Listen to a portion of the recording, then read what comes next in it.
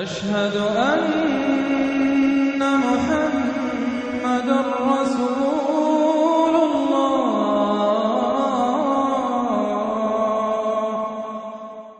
سورۃ ہود، بسم اللہ الرحمن الرحیم۔ یہ اب جوڑا ہے، اس جوڑے کا دوسرا فرد سورہ ہود۔ یہاں آپ دیکھیں گے کہ برعکس ترتیب ہو جائے گی،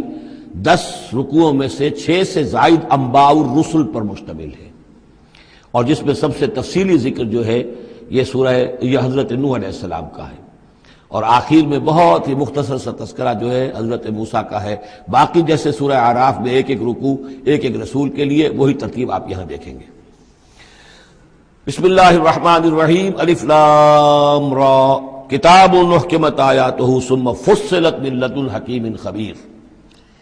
الف لام را، یہ وہ کتاب ہے جس کی آیات پختہ کی گئی ہیں، مضبوط کی گئی ہیں،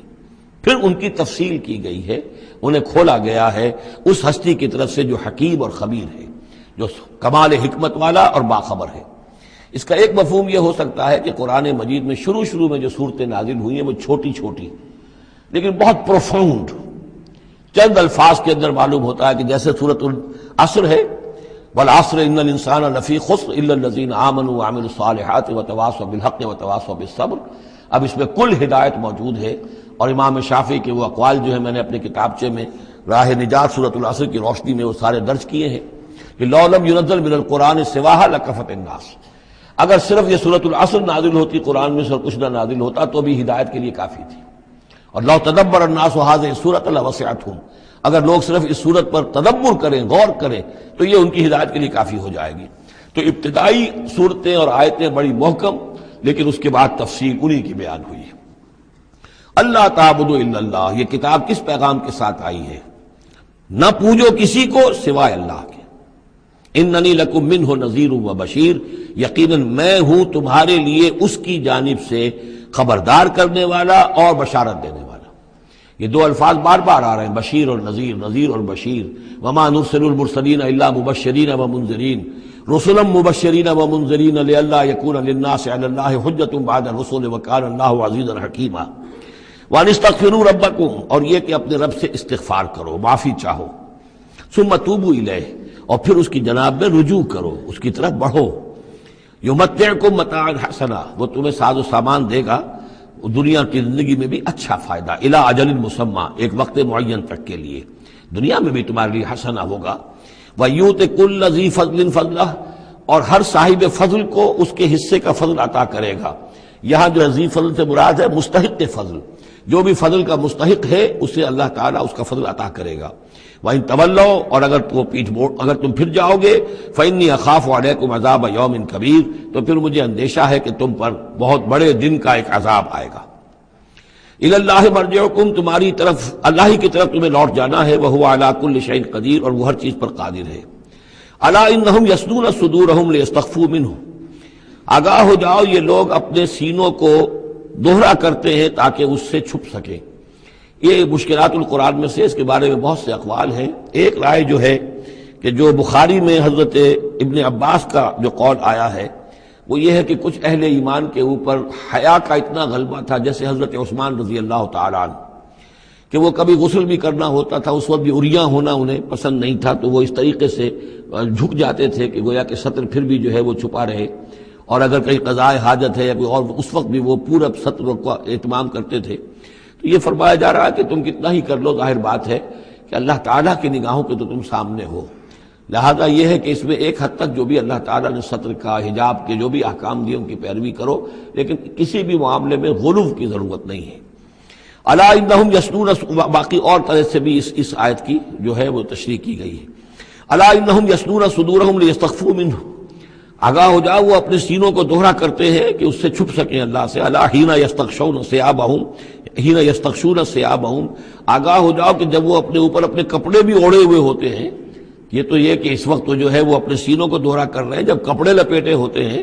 یعلم ما یسرون وما یعلنون، اس وقت بھی اللہ جانتا ہے جو کچھ وہ چھپا رہے ہوتے ہیں اور جو کچھ وہ ظاہر کر رہے ہوتے ہیں۔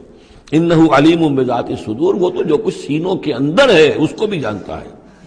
وما من دابۃ فی الارض الا علی اللہ رزقها، اور نہیں ہے کوئی بھی چلنے والی چیز، کوئی حیوان، کوئی چوپایا، کوئی چرند، کوئی پرند زمین پر جتنے بھی حیوانات ہیں اللہ نے بنائے ہیں، لیکن یہ کہ ان کا رزق اللہ کے ذمے ہے۔ یعنی اللہ تعالیٰ نے جو نظام بنایا اس دنیا کا، اس میں ہر شے کے لیے اس کا رزق فراہم کیا ہے۔ جو جاندار بنایا اس کے لیے جو غذا ہے، جو ضروری چیزیں، وہ پہلے سے فراہم کر دی ہے۔ بچے کی پیدائش بعد میں ہوتی ہے اور ماں کی چھاتیوں میں دودھ پہلے پیدا ہو جاتا ہے۔ تو اللہ تعالیٰ کی طرف سے یہ نظام جو ہے ایسا ہے۔ یہ دوسری بات ہے کہ لوگوں نے تقسیم دولت کا نظام غلط کر دیا، تو کچھ لوگ بھوکے رہ گئے، کچھ ننگے ہو گئے، کچھ نے دولت سمیٹ کر جو ہے اپنے کھتے بھر لیے، انبار لگا لیے۔ یہ انسانوں کا معاملہ ہے، یہ انہوں نے غلط کام کیا ہے، ورنہ اللہ تعالیٰ نے تو تمام جو بھی جتنی بھی مخلوقات ہیں ان کے لیے کافی اور وافی رزق جو ہے وہ پیدا کیا ہے۔ وما من دابۃ فی الارض الا علی اللہ رزقها ویعلم مستقرها ومستودعها، اور وہ جانتا ہے اس کے مستقل قیام کی جگہ کو بھی اور جہاں وہ عارضی طور پر سونپا جاتا ہے۔ یہ مستقر اور مستودع پر گفتگو ہو چکی ہے تفصیل کے ساتھ، 3 اقوال اس کے بارے میں بیان کر چکا ہوں سورہ انعام کے ضمن میں۔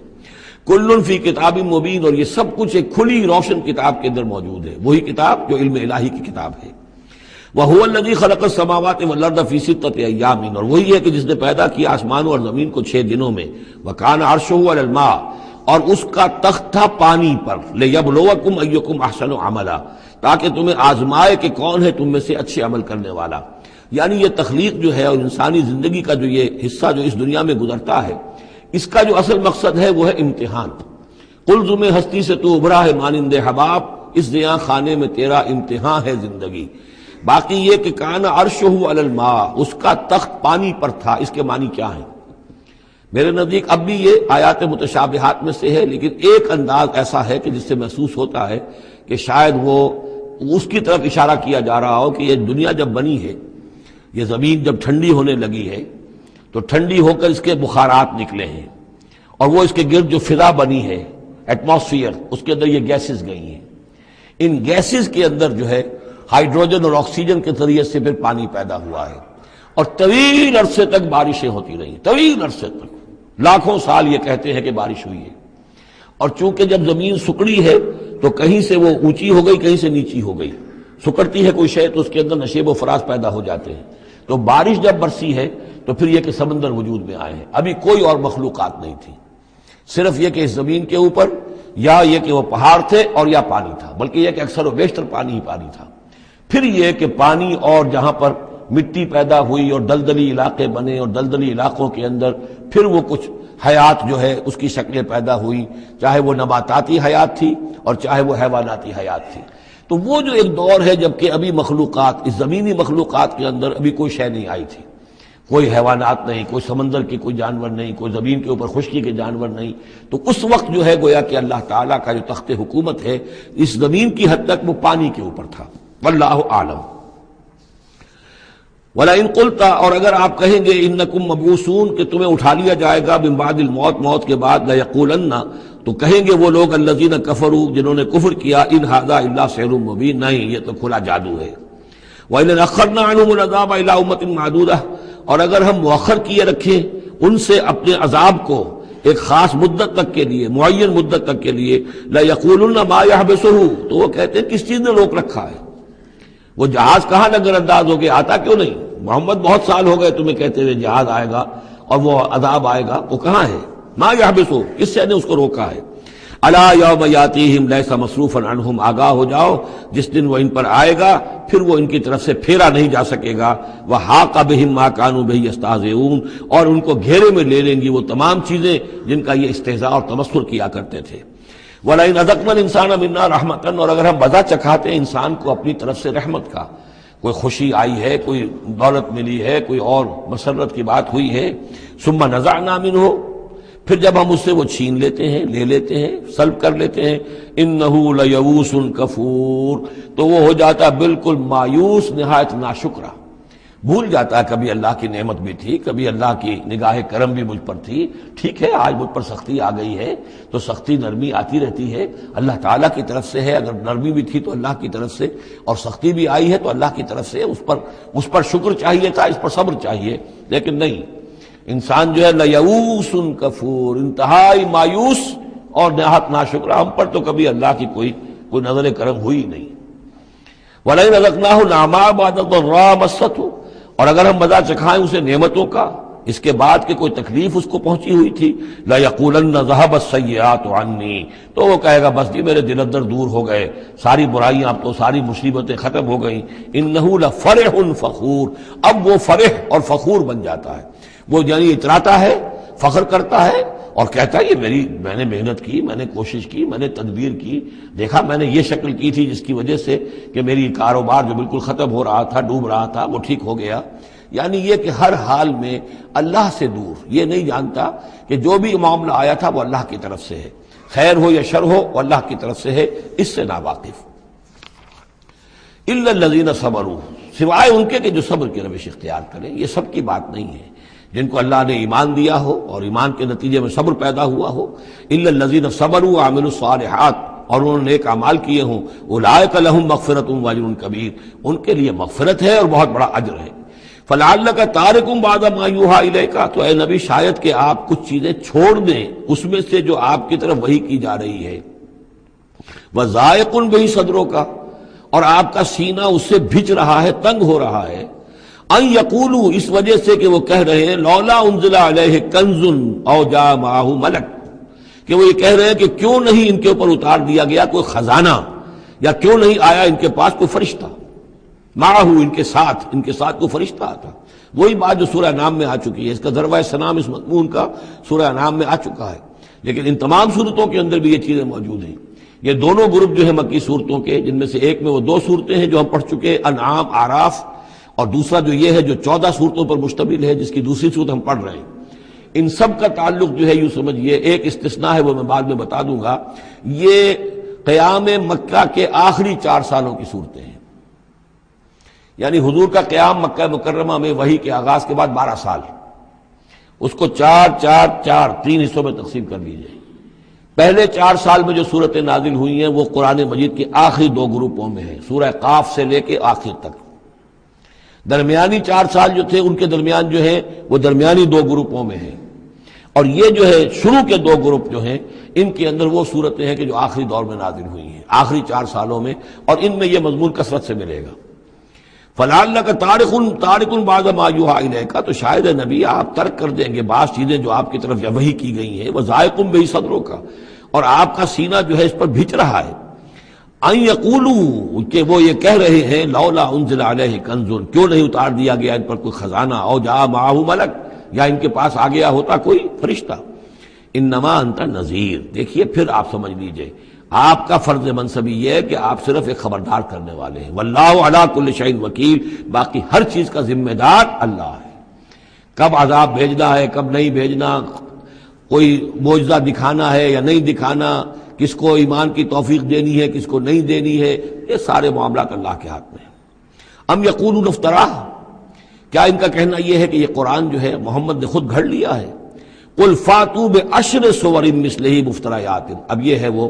چیلنج جو دوسرے نمبر پر دیا گیا۔ پہلا چیلنج تھا کہ تم پورے قرآن جیسی کوئی کتاب بنا کر لاؤ، وہ آگے چل کر آئے گا سورہ بنی اسرائیل میں اور دوسری صورتوں میں۔ اس سے نیچے اتر کر اچھا 10 صورتیں بنا کے لے آؤ، اس سے نیچے پر سبیل تنزل 1 صورت، اس 1 صورت کی بات سورہ یونس میں بھی آ چکی ہے اور سورہ بقرہ میں بھی، یہاں وہ 10 والا معاملہ ہے۔ قل فاتوا بعشر سور مثلہ مفتریات، تو ان سے کہیے کہ اچھا اگر ایسا ہی ایک قرآن گھڑا جا سکتا ہے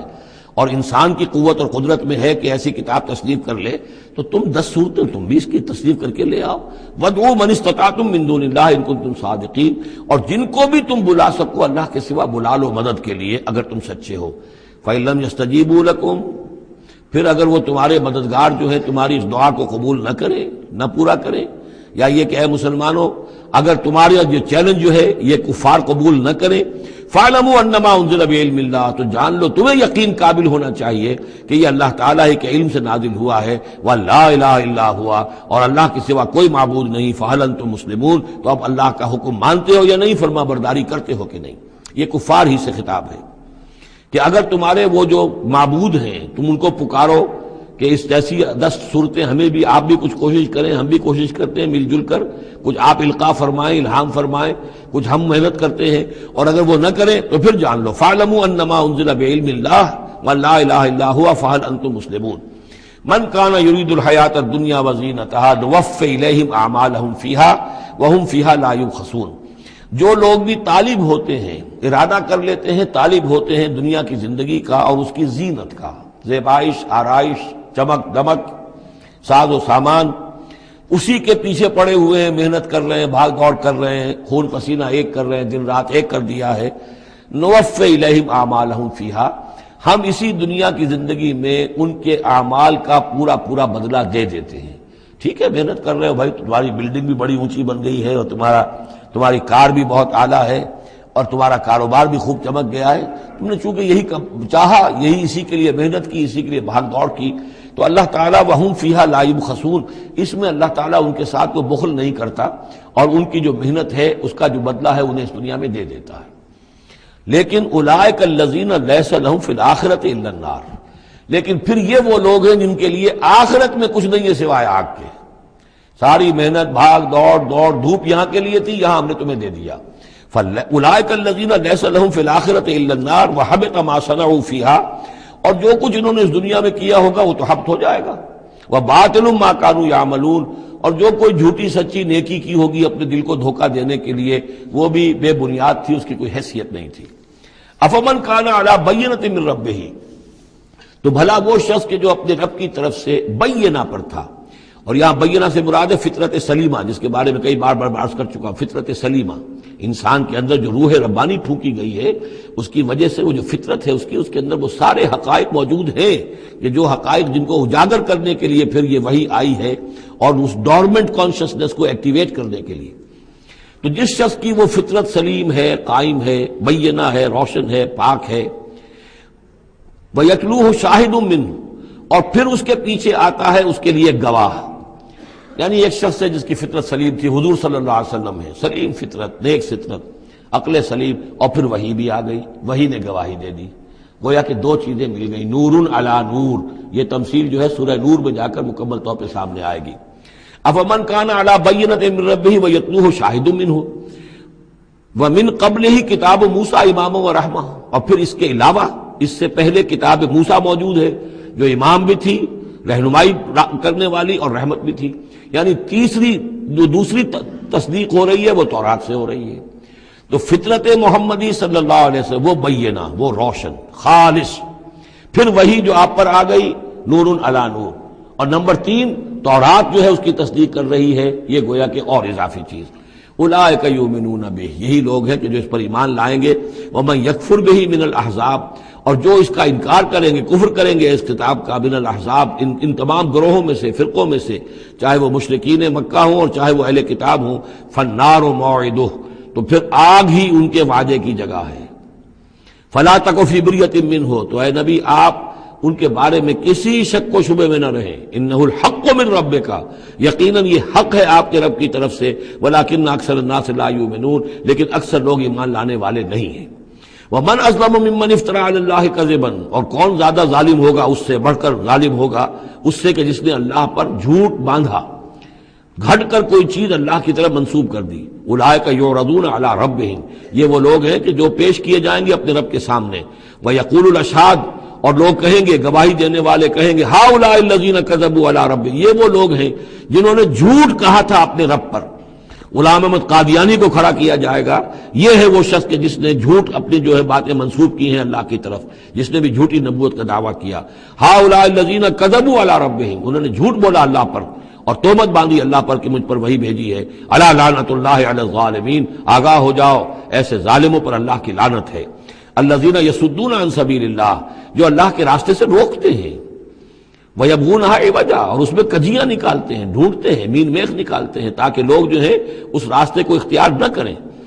وَهُمْ بِالْآخِرَةِ هُمْ کافرون، اور آخرت کے وہ بالکل انکاری ہیں اور منکر ہیں، اور اصل تو ان کی بیماری یہی ہے، آخرت کا انکار ہے، جس کی وجہ سے کہ ان کی عقلوں پر پردے پڑے ہوئے ہیں۔ آخرت سے جو ان کی بے رغبتی ہے، لا یرجون لقاءنا، جو سورہ یونس میں ہم نے بار بار پڑھا، وہ لوگ کہ جو ہم سے ملاقات کے امیدوار ہی نہیں، یہ ہے اصل میں کہ جو غفلت کی اصل جڑ اور بنیاد ہے۔ اولئک لم یکونوا معجزین فی الارض، یہ وہ لوگ ہیں کہ یہ ہرگز زمین میں عاجز کرنے والے نہیں ہیں، یہ شکست نہیں دے سکتے حق کو، یہ اللہ تعالیٰ کو شکست نہیں دے سکتے، اللہ کے رسول کو شکست نہیں دے سکتے. لم یکونوا موجودین فی الارض وما کان لهم من دون اللہ من اولیاء، اور نہ ہی ان کے اللہ کے سوا یا اللہ کے مقابلے میں کوئی مددگار اور حمایتی ہیں. یضاعف لهم العذاب، ان کے لیے تو عذاب بڑھایا جاتا رہے گا، دگنا کیا جاتا رہے گا. ما كانوا يستطيعون سمع ما كانوا يستطيعون السمع وما كانوا يبصرون، اور وہ اس لیے کہ نہ تو وہ سننے کی صلاحیت رکھتے تھے اور نہ دیکھتے تھے، اندھے اور بہرے ہو گئے تھے. سم بکم عمی فهم لا يرجعون، اس لیے اب ان کے لیے عذاب جو ہے بڑھایا جاتا رہے گا. اولئک الذین خسروا انفسهم، یہ وہ لوگ ہیں جنہوں نے اپنے آپ کو ہلاک کر لیا، تباہ و برباد کر دیا.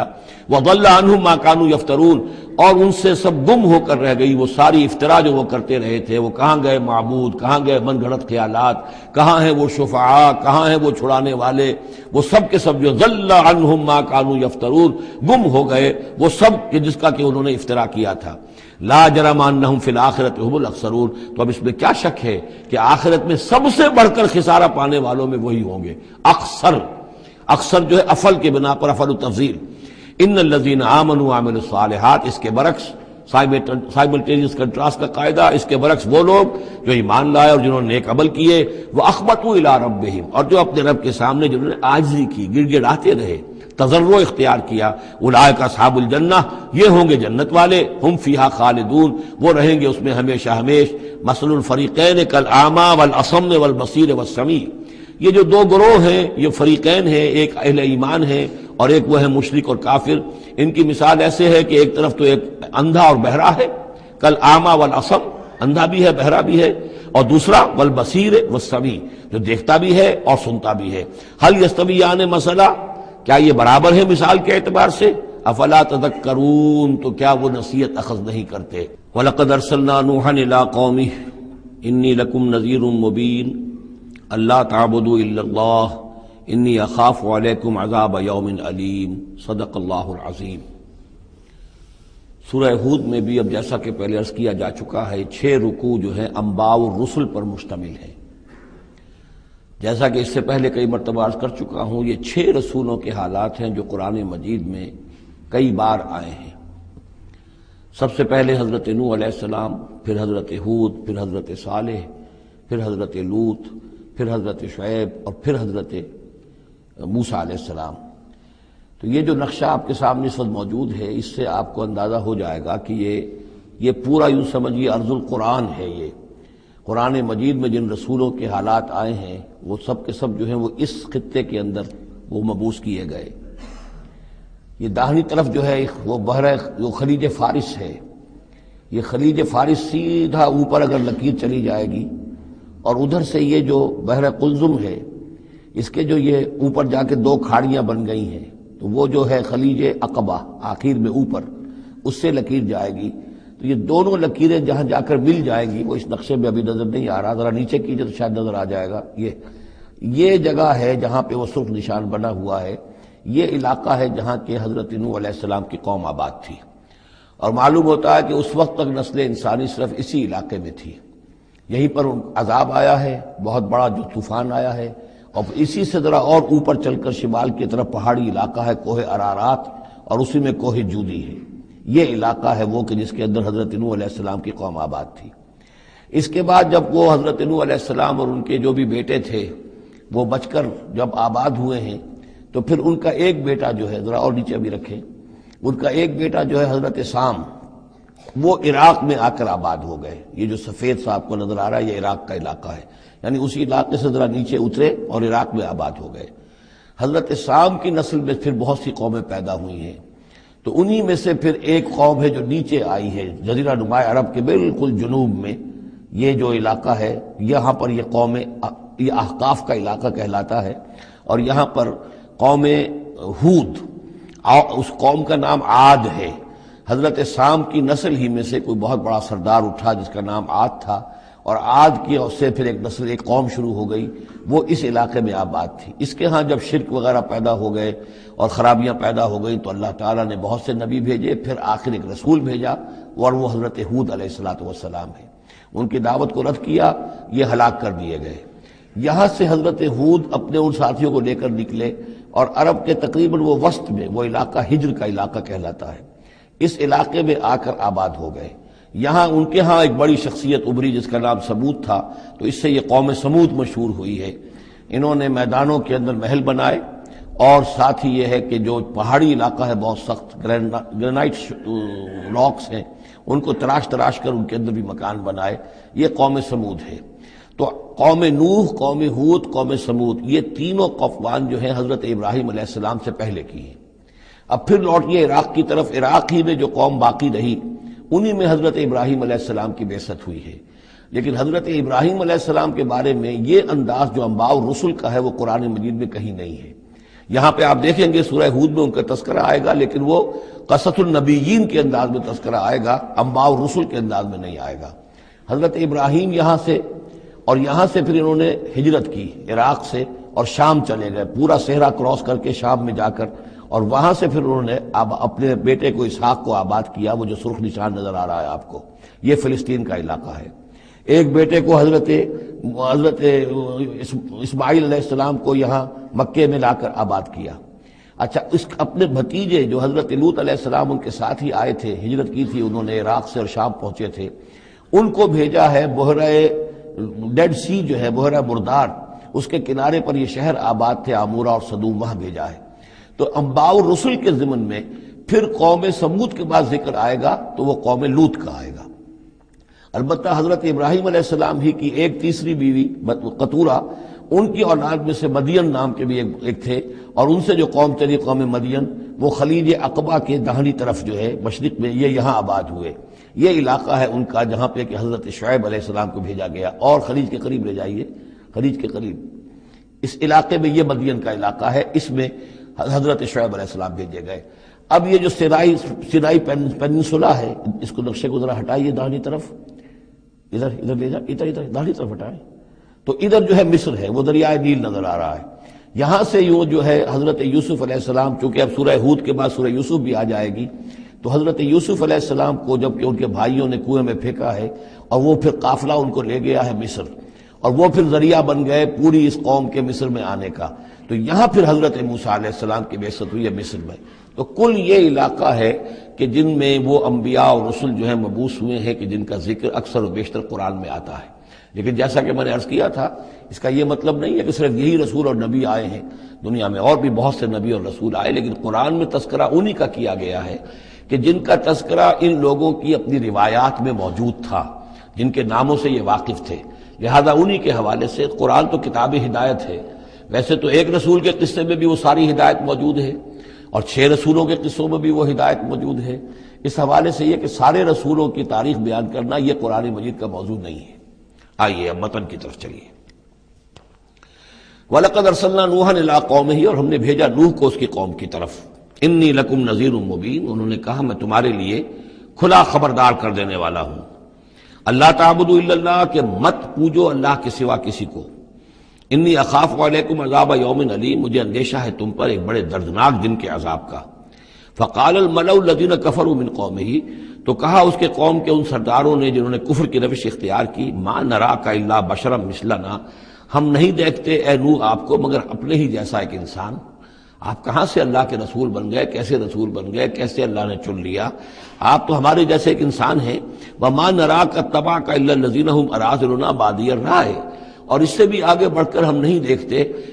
مگر یہ کہ آپ کی پیروی کرنے والے تو وہ لوگ ہیں جو ہماری نگاہوں میں ذلیل ہیں، کمینے ہیں، نچلے طبقے کے لوگ ہیں، گھٹیا لوگ ہیں، بادی الرائے، بلا تعمل نظر آ رہا ہے کہ صرف کچھ کمی کاری لوگ آپ کے گرد جمع ہو گئے، کوئی معقول آدمی، کوئی سردار قوم کا کوئی آپ کے گرد آیا ہی نہیں۔ وما نرى لكم علينا من فضل، اور ہمیں کوئی نظر نہیں آتا کہ آپ پر کوئی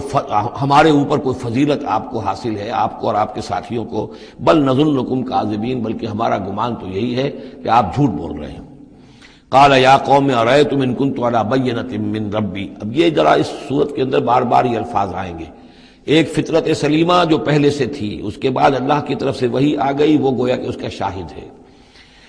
انہوں نے کہا اے میری قوم کے لوگوں ذرا غور کرو، اگر میں پہلے سے بھی اپنے رب کی طرف سے بینہ پر تھا، تم جانتے ہو میں نے زندگی تمہارے مابین گزاری تھی، تم بھی جانتے ہو کہ میں ایک شریف النفس انسان تھا، میرا کردار، میرا اخلاق تمہارے سامنے تھا، میں بینہ پر تھا، میری فطرت مس نہیں ہوئی تھی، سلیم تھی۔ وآتانی رحمۃ من عنده، پھر اللہ نے مجھے رحمت بھی عطا فرما دی اپنے پاس سے، یعنی جو وحی آئی ہے میرے پاس وہ اللہ تعالیٰ کی رحمت ہے۔ فعمیت علیکم، اور وہ چیز وہ ہے کہ جس کو تمہاری آنکھوں سے مخفی رکھا ہے، اب میں کیا کروں، فرشتہ میرے پاس تو آتا ہے، وہی میرے پاس آتی ہے، یہ چیز جو ہے میرے تو تجربے میں ہے، مائی پرسنل ایکسپیرینس، لیکن یہ کہ تم سے یہ چھپا کر رکھی گئی ہے۔ انلزمکموہا وانتم لہا کارہون، بہرحال ہم زبردستی چپکا نہیں سکتے اپنی یہ بات آپ لوگوں کو، اگر آپ کو پسند نہیں ہے، اگر بیزار ہیں تو یہ اختیار ہمارے پاس نہیں ہے کہ ہم زبردستی آپ کو ان باتوں کا قائل کر دیں اور یہ باتیں لازماً آپ پر تھوپ دیں۔ وَيَا قَوْمِ لَا أَسْأَلُكُمْ عَلَيْهِ مَالًا، اور میری قوم کے لوگوں دیکھو میں تم سے کوئی اجرت نہیں مانگتا، مال طلب نہیں کرتا، کوئی تاوان تم پر نہیں ڈالا ہے۔ ان اجریہ الا علی اللہ، نہیں ہے میرا اجر مگر اللہ کے ذمے۔ وما انا بطارد الذین آمنوا، اور جن کو تم کہہ رہے ہو یہ گھٹیا لوگ ہیں، کمی کاری لوگ ہیں، کمین لوگ ہیں، میں ان کو اپنے پاس سے دھتکار نہیں سکتا، میں یہاں سے کھدیڑ نہیں سکتا ان کو، میں نہیں ہوں کھدیڑنے والا ان کو اپنے پاس سے۔ انہم ملاقو ربہم، یہ اپنے رب سے ملاقات کریں گے۔ ولیکنی اراکم قوما تجہلون، لیکن میں دیکھتا ہوں کہ تم ضرور جہل میں اور جہالت میں مبتلا ہو گئے ہو۔ وَيَا قَوْمِ مَنْ يَنْصُرُنِي مِنَ اللَّهِ إِن طَرَدتُّهُمْ، اور میری قوم کے لوگوں سوچو اگر میں ان اہل ایمان کو اپنے ہاتھ سے ہانک دوں، یہاں سے بھگا دوں، یہاں سے دھتکار دوں، تو کون مدد کرے گا میری اللہ کے مقابلے میں؟ یہ اللہ کے ماننے والے، اللہ کے چاہنے والے، اللہ کا ذکر کرنے والے، اللہ سے دعائیں مانگنے والے، اللہ کے روح انور کے یہ طالب ہیں، اس کی رضا جو ہیں۔ افلا تذکرون، تو کیا تم نصیحت اخذ نہیں کرتے؟ ولا اقول لکم عندی خزائن اللہ، وہی بات جو حضور سے ہم پڑھ چکے ہیں پہلے، اور میں نہیں کہتا تم سے کہ میرے پاس اللہ کے خزانے ہیں، میں نے کب کہا ہے کہ میرا اختیار ہے اللہ کے خزانوں پر؟ ولا اعلم الغیب، نہ میں غیب کا علم رکھتا ہوں۔ ولا اقول انی ملک، نہ میں یہ کہتا ہوں کہ میں کوئی فرشتہ ہوں۔ ولا اقول للذین تزدری اعینکم، اور نہ میں یہ کہتا ہوں ان لوگوں کے بارے میں جنہیں تمہاری آنکھیں حقیر دیکھ رہی ہیں، تم حقارت کے ساتھ دیکھ رہے ہو، لن یؤتیہم اللہ خیرا، میں تو نہیں کہہ سکتا کہ اللہ تعالیٰ انہیں کوئی خیر نہیں دے گا۔ کیا پتہ تم اندازہ بھی نہ کر سکو کیا مقامات بلند اللہ ان کو عطا کرے گا جنت میں، یہ کس طریقے سے اللہ تعالیٰ کے فراح و ریحان و جنت و نعیم سے جو ہے وہ مشرف ہوں گے۔ لا اقول انی ملک ولا اقول للذین تزدری اعینکم لن یؤتیہم اللہ خیرا، اللہ اعلم بما فی انفسہم، جو کچھ ان کے جیوں میں ہے، دلوں میں، اللہ خوب جانتا ہے کس کے دل میں کتنا خلوص ہے، کتنی محبت ہے اللہ کے ساتھ، کتنی شوق ہے، کتنا شوق ہے اللہ سے ملاقات کا، تو یہ اللہ جانتا ہے۔ انی اذا لمن الظالمین، اگر میں تمہارے ان تانوں سے تنگ آ کر میں ان کو اپنے پاس سے اٹھا دوں، بھگا دوں، تو پھر یہ کہ میں تو خود ظالموں میں سے ہو جاؤں گا۔ قالوا یا نوح، انہوں نے کہا اے نوح قد جادلتنا، تم نے ہم سے خوب جھگڑا کیا، فاکثرت جدالنا، اور بہت جھگڑا کر دیا تم نے، یعنی یہ کہ جب وہ بالکل ان تمام باتوں کے جواب میں خاموش ہونے پر مجبور ہو گئے، معقول بات ہے جو جواب دیا جا رہا ہے، ان کے پاس اب کوئی جواب نہیں ہے اس کا۔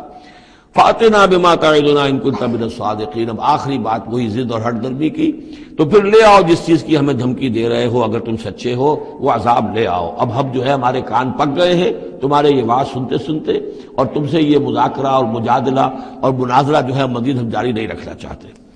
قال انما یاتیکم بہ اللہ ان شاء، انہوں نے فرمایا کہ وہ تو اللہ لے آئے گا وہ عذاب تمہارے اوپر اگر وہ چاہے گا، انما یاتیکم بہ اللہ، وہ لائے گا تمہارے اوپر اللہ انشاء اگر وہ چاہے گا، وما انتم بمعجزین، اور پھر تم اس کو تھکا نہیں سکو گے بھاگ کر، یعنی تم اسے ہرا نہیں سکو گے، تم اس سے بچ کر بھاگ نہیں سکو گے۔ ولا ينفعکم نصحی ان اردت ان انصح لکم، اور میری نصیحت، میرا خلوص، میری خیر خواہی تمہارے حق میں کچھ مفید نہیں ہو سکتی، خواہ میں کتنا ہی تمہارا ناصح ہوں، کتنا ہی تمہارے ساتھ مخلص ہوں، نصیحت کر رہا ہوں، خیر خواہ ہوں۔ ان کان اللہ یرید ان یغویکم، اگر اللہ ہی فیصلہ کر چکا ہو کہ وہ تمہاری گمراہی کے اوپر اس کی مہر ثبت ہو چکی ہو، اگر اللہ تعالیٰ فیصلہ کر چکا ہے تو میری یہ سارا اخلاص اور خلوص اور دعوت اور نصیحت اور خیر خواہی اس کا کوئی نتیجہ نہیں نکلے گا۔ هو ربکم، وہ تمہارا رب ہے، وإلیہ ترجعون، اور اسی کی طرف تم لوٹا دیے جاؤ گے۔ ام یقولون افتراہ، کیا یہ کہتے ہیں کہ یہ اے محمد صلی اللہ علیہ وسلم آپ نے اس کو گھڑ لیا ہے؟ قل ان افتریتہ فعلی اجرامی، اب یہاں درمیان میں حضرت نوح علیہ السلام کی بات چل رہی ہے اور آگے بھی چلے گی، لیکن درمیان میں ایک جملہ معترضہ ہے۔ یہ ساری باتیں اے نبی جو آپ کو ہم وحی کے ذریعے سے بتا رہے ہیں، یہ ساری جو گفت و شنید ہوئی تھی حضرت نوح علیہ السلام کے اور ان کی قوم کے درمیان، آپ کو کیسے معلوم ہوئی؟ آپ نے گھڑ لی ہے؟ آپ کو کوئی فکشن ہے، کوئی سٹوری ہے، کیا ہے؟ نہیں، یہ تو اللہ تعالیٰ کی طرف سے ہے۔ قل ان افتریتہ، کہہ دیجئے اگر میں نے یہ گھڑی ہوں یہ چیزیں، فعلی اجرامی، تو پھر یہ میرا جرم ہوگا، اس کا وبال مجھ پر آئے گا۔ وانا بریء مما تجرمون، ورنہ پھر یہ ہے کہ جو جرم تم کر رہے ہو، جھٹلا رہے ہو، تو میں اس سے بری ہوں۔ وَأُوحِيَ إِلَىٰ نُوحٍ، اور وحی کر دیا گیا نوح کی جانب، أَنَّهُ لَن يُؤْمِنَ مِن قَوْمِكَ إِلَّا مَن قَدْ آمَنَ، اب کوئی اور شخص ایمان نہیں لائے گا تمہاری قوم میں سے سوائے ان کے جو ایمان لا چکے ہیں۔ فَلَا تَبْتَئِسْ بِمَا كَانُوا يَفْعَلُونَ، سو اب جو کچھ وہ کر رہے ہیں آپ اس پر افسوس نہ کریں اور غمگین نہ ہوں۔ وَاصْنَعِ الْفُلْكَ بِأَعْيُنِنَا وَوَحْيِنَا، اور اب آپ کشتی تیار کیجئے، کشتی بنائیے ہماری نگاہوں کے سامنے، یعنی ہم دیکھ رہے ہیں اور ہمارے انسٹرکشنز کے مطابق، وَوَحْيِنَا، معلوم ہوتا کہ اللہ تعالیٰ کی طرف سے ہر یعنی سٹیپ پر ان کو وحی آ رہی ہے، اور کہ اس طرح کرو، اتنی لمبی بناؤ، ایسی لکڑیاں تیار کرو، بِأَعْيُنِنَا وَوَحْيِنَا، ہماری نگاہوں کے سامنے اور ہماری ہی انسٹرکشنز کے مطابق، وحی کے مطابق۔ وَلَا تُخَاطِبْنِي فِي الَّذِينَ ظَلَمُوا، اب دیکھنا جو ظالم ہیں ان کے بارے میں مجھ سے خطاب نہ کرنا، مجھ سے دعا نہ کرنا، مجھ سے بات نہ کرنا کہ فلاں جو ہے یہ میرا عزیز ہے اور فلاں میرا رشتہ دار ہے۔ اب جو بھی ظالم ہے اس کے بارے میں تمہاری طرف سے کوئی نرم بات نہ آئے۔ انہم مغرقون، اب یہ سب کے سب غرق کیے جائیں گے۔ وَيَصْنَعُ الْفُلْكَ، اب وہ نقشہ دیکھیے آپ چشم تصور سے، خشکی پر بیٹھے ہوئے ہیں اور حضرت نوح علیہ السلام آس پاس سمندر کہیں ہے ہی نہیں اور وہ کشتی بنا رہے ہیں۔ وَيَصْنَعُ الْفُلْكَ، اور وہ بنا رہے کشتی۔ وَكُلَّمَا مَرَّ عَلَيْهِ مَلَأٌ مِّن قَوْمِهِ سَخِرُوا مِنْهُ، جب بھی ان کی قوم کے سردار ان کے پاس سے گزرتے تھے وہ مذاق اڑاتے تھے، کہ معلوم ہوتا اب تک تو ہم سمجھتے تھے کہ بہرحال یہ کچھ شاید بات بنا رہا ہے، جھوٹ بول رہا ہے، کیا کر رہا ہے، اب تو معلوم ہوتا بالکل ہی مت ماری گئی، اب کوئی جو ہے ہوش ٹھکانے نہیں رہے یہ، تو وہ ہنستے تھے۔ سخروا منہ قال ان تسخروا منا فإنا نسخر منکم کما تسخرون، حضرت نوح فرماتے تھے کہ تم اگر ہم سے اب اس تمسخر کر رہے ہو، مذاق اڑا رہے ہو، تو وہ وقت قریب آنے والا ہے کہ ہم تمہارا مذاق اڑائیں گے جیسے کہ تم مذاق اڑا رہے ہو ہمارا۔ فسوف تعلمون من یاتیہ عذاب یخزیہ، تو تم ان قریب جان لوگے کہ کون ہیں وہ جن پر کہ عذاب آتا ہے جو ان کو رسوا کر دے گا۔ ویحل علیہ عذاب مقیم، اور اس پر اترے گا وہ عذاب کے جو قائم رہنے والا ہے اور دائمی ہے۔ حتی اذا جاء امرنا وفارت التنور، یہاں تک کہ جب ہمارا حکم آ گیا اور جوش مارا تنور نے۔ اب یہ جو ہے جہاں تک اس کا یعنی جیوگرافیکل یا جیولوجیکل جو بھی اس کا پس منظر ہے، اس کے ضمن میں ایچ جی ویلز نے جو بات کہی ہے وہ میں آپ کو بتا دینا چاہتا ہوں۔ اس کا کہنا یہ ہے کہ میڈیٹرینین کا جو اس کی سطح وہ بہت بلند تھی، اور ساحل کے ساتھ ساتھ جو ہے اس کے جو مشرقی ساحل ہے اس کا جو شام کا اور فلسطین کا، تو یہاں پر جو ہے وہ اونچے پہاڑ تھے، جیسے کراچی کے بارے میں بھی کہا جاتا ہے کہ کراچی کے بعض علاقے جو ہیں وہ سطح سمندر سے نیچے ہیں، لیکن ساحل کے ساتھ ساتھ اونچا علاقہ ایسا ہے کہ جو سمندر کو روکے ہوئے ہے۔ اگر کسی جگہ پر ایسا ہو تو اگر کہیں کوئی ایک سوراخ بھی ہو جائے تو یہ ایسا ہی ہے جیسے کسی بڑے بند میں سوراخ ہو جائے۔ اگر خدا نہ خواستہ کہیں تربیلا ڈیم میں یا کہیں کوئی اور اس طریقے کی بات ہو جائے تو پھر جو تباہی آئے گی اس کا آپ اندازہ کر لیجئے۔ تو ان کا کہنا یہ ہے کہ وہ سیلاب جو آیا ہے تو میڈیٹرینین میں وہ جو اس کا ساحلی علاقہ تھا اس میں سے کہیں وہ راستہ نکلا ہے پانی کا، اور پھر سمندر آیا ہے، اور وہ سمندر جو ہے پورے مڈل ایسٹ کے علاقے کے اوپر جو ہے اس کے اوپر وہ پانی سمندر کی شکل بن گیا ہے۔ یہ ہے ان کی تعویل، اس لیے کہ تاریخی طور پر اور طبقات الارض کا جو علم ہے وہ بتاتا ہے کہ اس پورے علاقے میں ایک بہت بڑے وسیع پیمانے پر فلڈ کے آثار موجود ہیں۔ وہ آثار جو ہیں وہ ایسے ہیں کہ اس پورے علاقے کے اندر وہ فلڈ آیا تھا، اور اس کی یہ توجیہ ہے جو وہ لوگ کرتے ہیں۔ بہرحال اس میں تین چیزیں ہوئی ہیں، ایک تو یہ کہ کسی ایک جگہ سے کوئی تنور ہو سکتا ہے کہ کوئی سوراخ جو ہے، جیسے کہ آپ کو معلوم ہے بڑے بڑے جو بند ہیں ان میں بعض اوقات صرف جو چوہوں کے بل ہوتے ہیں ان کی وجہ سے سوراخ ہو جاتے ہیں۔ نہروں کے کناروں میں جو بند ٹوٹتا ہے نہر کا، تو کہیں کوئی چوہوں نے کوئی سوراخ کیا ہوتا اس میں سے پانی بہنا شروع ہوا اور نہر ٹوٹ گئی۔ اسی طریقے سے ہو سکتا ہے کہ کسی تنور کے اندر سے پہلی مرتبہ پانی نکلا ہو۔ پھر یہ کہ زمین کے بھی اللہ تعالیٰ نے جو ہے وہ کھول دیے سوتے، اور آسمان سے بھی پانی برسا، تو یہ پانی جو ہے زمین کا اور آسمان کا پھر مل گیا، اور اس طریقے سے وہ عظیم جو ہے سیلاب آیا جس سے کہ وہ پوری قوم ہلاک ہو گئی، اور وہ کشتی جو ہے وہ بہت عرصے تک تیرتی رہی اس سمندر کے اوپر، اور پھر ہوتی ہوئی وہ کوہ ارارات میں اس کی جو ایک چوٹی ہے جودی اس پر جا کر ٹک گئی۔ واللہ عالم، ابھی اس پر مزید ضرورت ہے اصل میں کام کرنے کی۔ ویسے یہ خبریں بھی ہیں کہ بعض اوقات کوئی کشتی نما چیز دیکھی گئی ہے۔ یہ علاقہ جو ہے اصل میں کہ جو جہاں پہ ترکی کی سرحد ملتی ہے روس کے ساتھ، ادھر وہ آذربائیجان وغیرہ کا علاقہ ہے، ادھر پھر یہ ترکی ہے، اوپر روس کا علاقہ جو ہے، تو اس میں ادھر سے راستہ جو ہے بہت دشوار گزار ہے، چڑھ نہیں سکتے۔ روس کی طرف سے راستہ ہے، اس کی چوٹیوں پر بعض پائلٹس نے کہیں دیکھا ہے اور خبر دی ہے کہ کوئی بہت بڑی کشتی قسم کی شے جو ہے وہ کسی چوٹی کے اوپر رکھی ہوئی ہے، اور قرآن مجید چونکہ بار بار کہتا ہے کہ ہم اسے برقرار رکھیں گے، ایک وقت آئے گا کہ وہ لوگوں کے لیے ایک نشانی بن کر ظاہر ہوگی، تو اس سے معلوم ہوتا ہے کہ وہ کشتی اب بھی وہاں پر موجود ہے اور انسان جو ہے اس تک رسائی حاصل کرے گا۔ وَيَصْنَعُ الْفُلْكَ فَكُلَّمَا مَرَّ وَفَارَ التَّنُّورُ حَتَّىٰ إِذَا جَاءَ أَمْرُنَا وَفَارَ التَّنُّورُ، جب ہمارا حکم آ پہنچا اور جوش مارا تنور نے، ابل پڑا تنور، قُلْ نَحْمِلْ فِيهَا مِن كُلِّ زَوْجَيْنِ اثْنَيْنِ، تو ہم نے کہا اے نوح اپنی اس کشتی میں تمام حیوانات کا ایک ایک جوڑا رکھ لو، وَأَهْلَكَ، اور اپنے گھر والوں کو بھی، اپنے گھر والے اہل و عیال کو، إِلَّا مَنْ سَبَقَ عَلَيْهِ الْقَوْلُ، سوائے آپ کے اہل و عیال میں سے وہ کہ جن کے بارے میں پہلے حکم گزر چکا ہے۔ یہ حضرت نوح کے خاندان میں سے ایک ان کی بیوی اور اسی بیوی کا بیٹا یام، تین بیٹے ان کے ساتھ بچے ہیں جو اہل ایمان تھے، حام، سام اور یافس۔ سام کی اولاد ہے وہ جو نیچے تمام ہم نے ابھی نقشہ دیکھا ہے، حضرت ابراہیم بھی سامی ہے، اور یہ قوم عاد بھی سامی، قوم سمود بھی سامی، یہ سیمیٹک ریسز کہلاتی ہیں۔ لیکن یہ کہ حضرت حام کی اولاد، اب وہ اس تفصیل میں نہیں جا سکتا، اور حضرت یافس کی اولاد یہ اور دوسرے علاقوں میں جا کر آباد ہو گئے، یہ جو نیچے کی طرف اترے ہیں یہ حضرت سام کی نسل ہے۔ چوتھا بیٹا ان کا تھا یام، یا اس کا ایک خطاب اور بھی تھا کنعان، اور اس کی جو ماں تھی، تو یہ مشرک تھے اور یہ اہل ایمان کے ساتھ شریک نہیں تھے، لہذا یہ کشتی میں شامل نہیں ہوئے۔ تو آپ اب رکھ لیجئے، سوال کرا لیجئے اپنی کشتی میں من کل زوجین اثنین، ہر نوع کا ایک ایک جوڑا تمام حیوانات میں سے، وَأَهْلَكَ، اور اپنے گھر والوں کو، إِلَّا مَنْ سَبَقَ عَلَيْهِ الْقَوْلُ، مگر سوائے اس کے کہ جن کے اوپر پہلے سے حکم ہو چکا ہے، وَمَنْ آمَنَ، اور باقی جتنے بھی اہل ایمان آپ کے ہیں ان سب کو بھی سوار کر لیجئے، وَمَا آمَنَ مَعَهُ إِلَّا قَلِيلٌ، اور نہیں ایمان لائے تھے ان کے ساتھ مگر بہت ہی کم، نہ ہونے کے برابر۔ قلیل جو ہے انگریزی میں اے لٹل اور دی لٹل، ان دونوں میں جو فرق ہے، یہاں قلیل جو ہے دی لٹل کے معنی میں آیا ہے، جو بالکل نہ ہونے کے برابر۔ وَقَالَ ارْكَبُوا فِيهَا بِسْمِ اللَّهِ مَجْرَاهَا وَمُرْسَاهَا، اور حضرت نوح نے فرمایا اب سوار ہو جاؤ اس میں، اللہ کے نام کے ساتھ ہی ہے اس کا چلنا بھی اور اس کا لنگر انداز ہونا بھی، اللہ ہی اس کو چلائے گا بھی جب تک یہ پانی میں تیرتی رہے گی، اور اللہ ہی کے حکم سے یہ لنگر انداز ہوگی جہاں بھی اللہ کی مشیت ہوگی کہ یہ لنگر انداز ہو جائے۔ ان ربی لغفور الرحیم، یقین میرا رب غفور اور رحیم ہے۔ وہی تجری بہم فی موج کالجبال، اب وہ کشتی چل رہی تھی ان کو لے کر موجوں میں، اور موجیں پہاڑ جیسی موجیں۔ ونادى نوح ابنہ، اور نوح نے پکارا اپنے بیٹے کو، اسی کو یام کو یا کنعان کو، وکان فی معزل، اور وہ ایک کنارے کی طرف تھا، یا بنی ارکب معنا، اے میرے بیٹے آؤ ہمارے ساتھ شریک ہو جاؤ، ولا تکن مع الکافرین، اور کافروں کا ساتھ نہ دو، کافروں کے ساتھ نہ رہو بلکہ ہماری کشتی میں آ جاؤ۔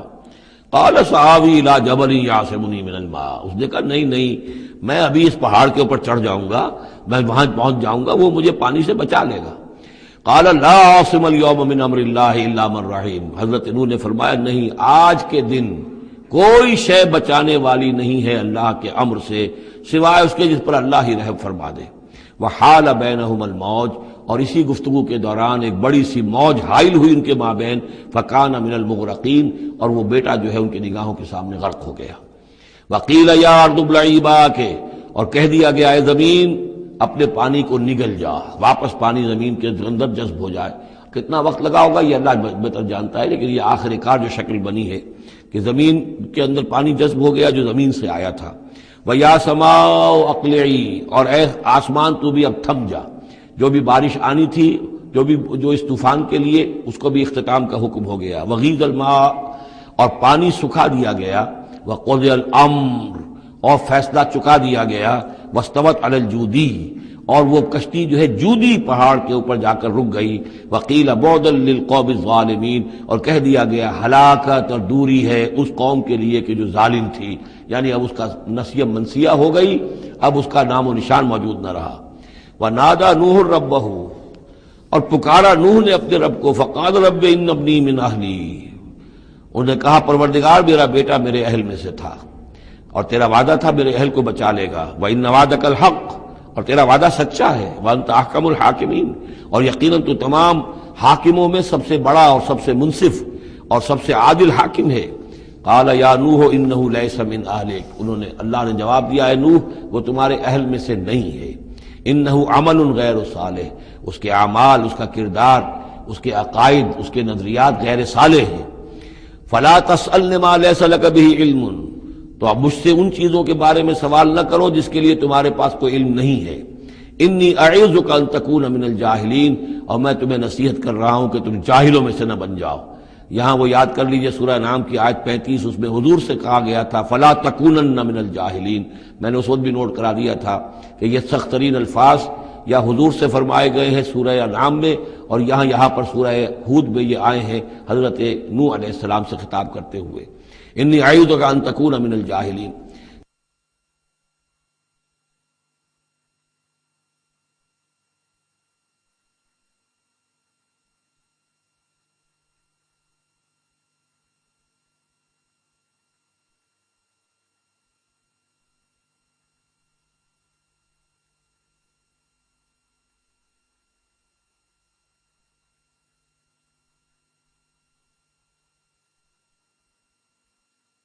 سنت اس کو تسلیم نہیں کرتے، اس کی وجہ یہ ہے کہ جو قاعدہ دیا گیا ہے سورہ نور میں وہ یہ ہے کہ اللہ تعالیٰ صالح لوگوں کے لیے بیویاں بھی دیکھ دیتا ہے، اور جو خبیثات للخبیثین والخبیثون للخبیثات والطیبات للطیبین والطیبین للطیبات، تو یہ چیزیں جو ہے اس کے چونکہ خلاف جاتا ہے، اس لیے یہ کہ صرف مشرک ہونے کی حد تک کہ یہ مشرک تھے باپ ماں بیٹا، اس لیے جو کٹے رہے، تو اسی پر اہل سنت کا اجماع ہے۔ قال رب انی اعوذ بک ان اسألک ما لیس لی بہ علم، حضرت نوح نے عرض کیا پروردگار میں تیری پناہ طلب کرتا ہوں اس سے کہ میں تجھ سے ایسی بات کا سوال کروں جس کے لیے کہ میرے پاس کوئی علم نہیں ہے، وَإِلَّا تَغْفِرْ لِي وَتَرْحَمْنِي، اور اگر تو نے مجھے معاف نہ فرما دیا اور رحم نہ فرمایا، اکم من الخاسرین، تو میں تو ہو جاؤں گا خسارہ پانے والوں میں۔ قیل یا نوح اہبط بسلام منا وبرکات علیک، ہم نے کہا نوح اب اترو، اس کشتی سے اترو، بسلام منا، ہماری طرف سے سلامتی کے ساتھ، و برکات، اور برکتوں کے ساتھ، علیکا، جو تم پر بھی ہوں گی، وعلی امم ممن معک، اور ان امتوں پر بھی ہماری یہ برکات ہوں گی کہ جو ان لوگوں کے ساتھ، جو ان کی نسل سے وجود میں آئیں گی جو تمہارے ساتھ ہیں۔ تو گویا کہ نسل انسانی بعد میں عام خیال یہی ہے کہ حضرت نوح علیہ السلام کے 3 بیٹوں ہی سے چلی ہے، باقی اگر کچھ لوگ تھے بھی ان کے ساتھ تو وہ ایسے تھے کہ جن کی کوئی نسل آگے نہیں چلی ہے، بلکہ یہ دنیا کی جو نسلیں اس وقت دنیا میں ہیں نوع انسانی، وہ یہ حضرت یافس، حضرت حام اور حضرت سام کی نسل ہی سے ہیں۔ یہ خیال ہے، واللہ عالم، یقین کے ساتھ نہیں کہا جا سکتا، ویسے میرا اپنا رجحان بھی اسی طرف ہے۔ حضرت یافس کی اولاد جو ہے وہ یہ جو پہاڑی علاقہ ہے، جیسا کہ ابھی آپ نے نقشے میں دیکھا تھا، اس سے اوپر جو ہے یہ سینٹرل ایشیا کے پہاڑ ہیں، اس پہاڑ کو کراس کیا انہوں نے، اور وہ جو پھر میدانی علاقہ ہے روس کا، اور اس کی طرف سے ہوتے ہوتے وہ سیرائے گوبی سے ہوتے ہوئے چین کا، تو حضرت یافس کی اولاد ادھر پھیل گئی ہے، یورپ سے لے کر اور چائنا تک، یہ سب یافس کی نسل ہے۔ حضرت حام کی اولاد مشرق اور مغرب میں چلی گئی، اسی پہاڑی سلسلے کے دامن میں ہوتی ہوئی، ایک شاخ ان کی ایران ہوتے ہوئے بھارت چلی گئی، انڈیا چلی گئی، سندھ اور ہند، اور ایک شاخ جو ہے سینائی پیننسولا کراس کر کے یہ سوڈان اور مصر چلی گئی۔ یہ ہے حضرت حام کی نسل میں سے۔ یہ عام طور پر جو ہمارے پرانے ماہرین انساب ہیں ان کا کہنا یہ ہے۔ انہی میں سے معلوم ہوتا ہے کہ جو یہ یورپین ہیں، جو کہ انڈو ایرانین جو کہلاتے ہیں ایرینز، تو یہ ایرینز جو ہے یہ سب حضرت حام کی اولاد میں سے معلوم ہوتے ہیں۔ ان میں سے گریکس بھی ہیں، اور ان میں رومنز بھی ہیں، اور ان میں جرمنز بھی ہیں۔ باقی جو ہے نسلیں جو ہیں یہ اینگلو سیکسنز، یہ ہیں حضرت یافسی کی نسل سے، جو اوپر سے جا کر اور یہ اسکینڈینیوین کنٹریز سے ہو کر پھر نیچے اترے ہیں یورپ کی طرف۔ تو یہ جو ناردرنرز کہلاتے ہیں، دی نارڈک ریسز، شمالی اقوام جو ہے اینگلو سیکسنز ان میں سے ہیں، لیکن جو مشرقی یورپ کی یہ اقوام ہیں یہ اصل میں یہ بھی آریائی نسل جو ہے حضرت حام کی نسل میں سے، واللہ عالم۔ تو یہاں وہ الفاظ آ گئے تھے، قال یا نوح اہبط بسلام منا وبرکات علیک وعلی امم ممن معک، ان امتوں اور قوموں پر بھی سلامتی اور برکات جو ان میں سے ہوں گی جو تمہارے ساتھ ہیں، تمہارے ساتھ جو اس کشتی میں سوار ہیں۔ وَأُمَمٌ سَنُمَتِّعُهُمْ، اور کچھ اور قومیں بھی ہوں گی، فرقے ہوں گے جنہیں ہم کچھ سامان دیں گے دنیا کا، ثُمَّ يَمَسُّهُم مِّنَّا عَذَابٌ أَلِيمٌ، اور پھر ان کے اوپر ہماری طرف سے ایک بڑا زبردست عذاب آئے گا، جیسے کہ پھر قوم ہود پر اور قوم صالح پر آیا ہے۔ تِلْكَ مِنْ أَنبَاءِ الْغَيْبِ نُوحِيهَا إِلَيْكَ، یہ غیب کی خبروں میں سے ہے جو وحی کر رہے ہیں ہم آپ کی جانب اے محمد صلی اللہ علیہ وسلم۔ وما كنت تعلمها انت ولا قومك، اور نہیں جانتے تھے آپ ان کو، نہ آپ نہ آپ کی قوم ان سے واقف تھی، من قبل هذا، اس سے پہلے، فاصبر، تو اے نبی صبر کیجئے، ان العاقبۃ للمتقین، یقیناً آخری انجام جو ہے وہ بھلا ہوگا اہل تقوی ہی کا۔ وَإِلَىٰ عَادٍ أَخَاهُمْ هُودًا، یہ سام کی نسل کی ایک شاخ جو نیچے اتری ہے اور یہ پہنچ گئی ہے جزیرہ نماء عرب کے تقریباً جو ساؤتھرن ڈیزرٹ ہے جو آج کا، اس کے اندر، اور عاد کی قوم کی طرف ہم نے بھیجا اخاہم ہودا، ان کے بھائی ہود کو، قال یا قوم اعبدوا اللہ ما لکم من الہ غیرہ ان انتم الا مفترون، انہوں نے کہا میری قوم کے لوگوں تمہارا کوئی الہ اللہ کے سوا نہیں ہے، اور یہ باقی تم نے نام گھڑ لیے ہیں، کوئی اور معبود نہیں ہے، کسی کی حقیقت نہیں ہے۔ یا قوم لا اسألکم علیہ اجرا، اور میری قوم کے لوگوں میں تم سے کوئی اجر کا طالب نہیں ہوں، ان اجری الا علی الذی فطرنی، نہیں ہے میرا اجر مگر اسی کے ذمے جس نے مجھے پیدا فرمایا، افلا تعقلون، تو کیا تم عقل سے کام نہیں لیتے۔ وَيَا قَوْمِ اسْتَغْفِرُوا رَبَّكُمْ، اور میری قوم کے لوگوں اللہ سے استغفار کرو، اپنے گناہوں کی معافی چاہو، توبہ کرو، اس شرک کو اور بت پرستی کو چھوڑو،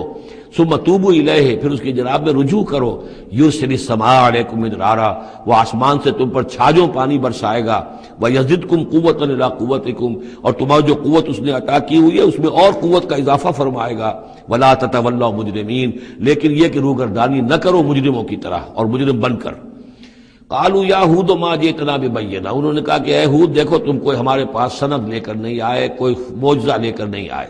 وما نحن بتارکی آلہتنا عن قولک، اور ہم نہیں ہیں اپنے معبودوں کو چھوڑنے والے صرف تمہارے کہنے سے،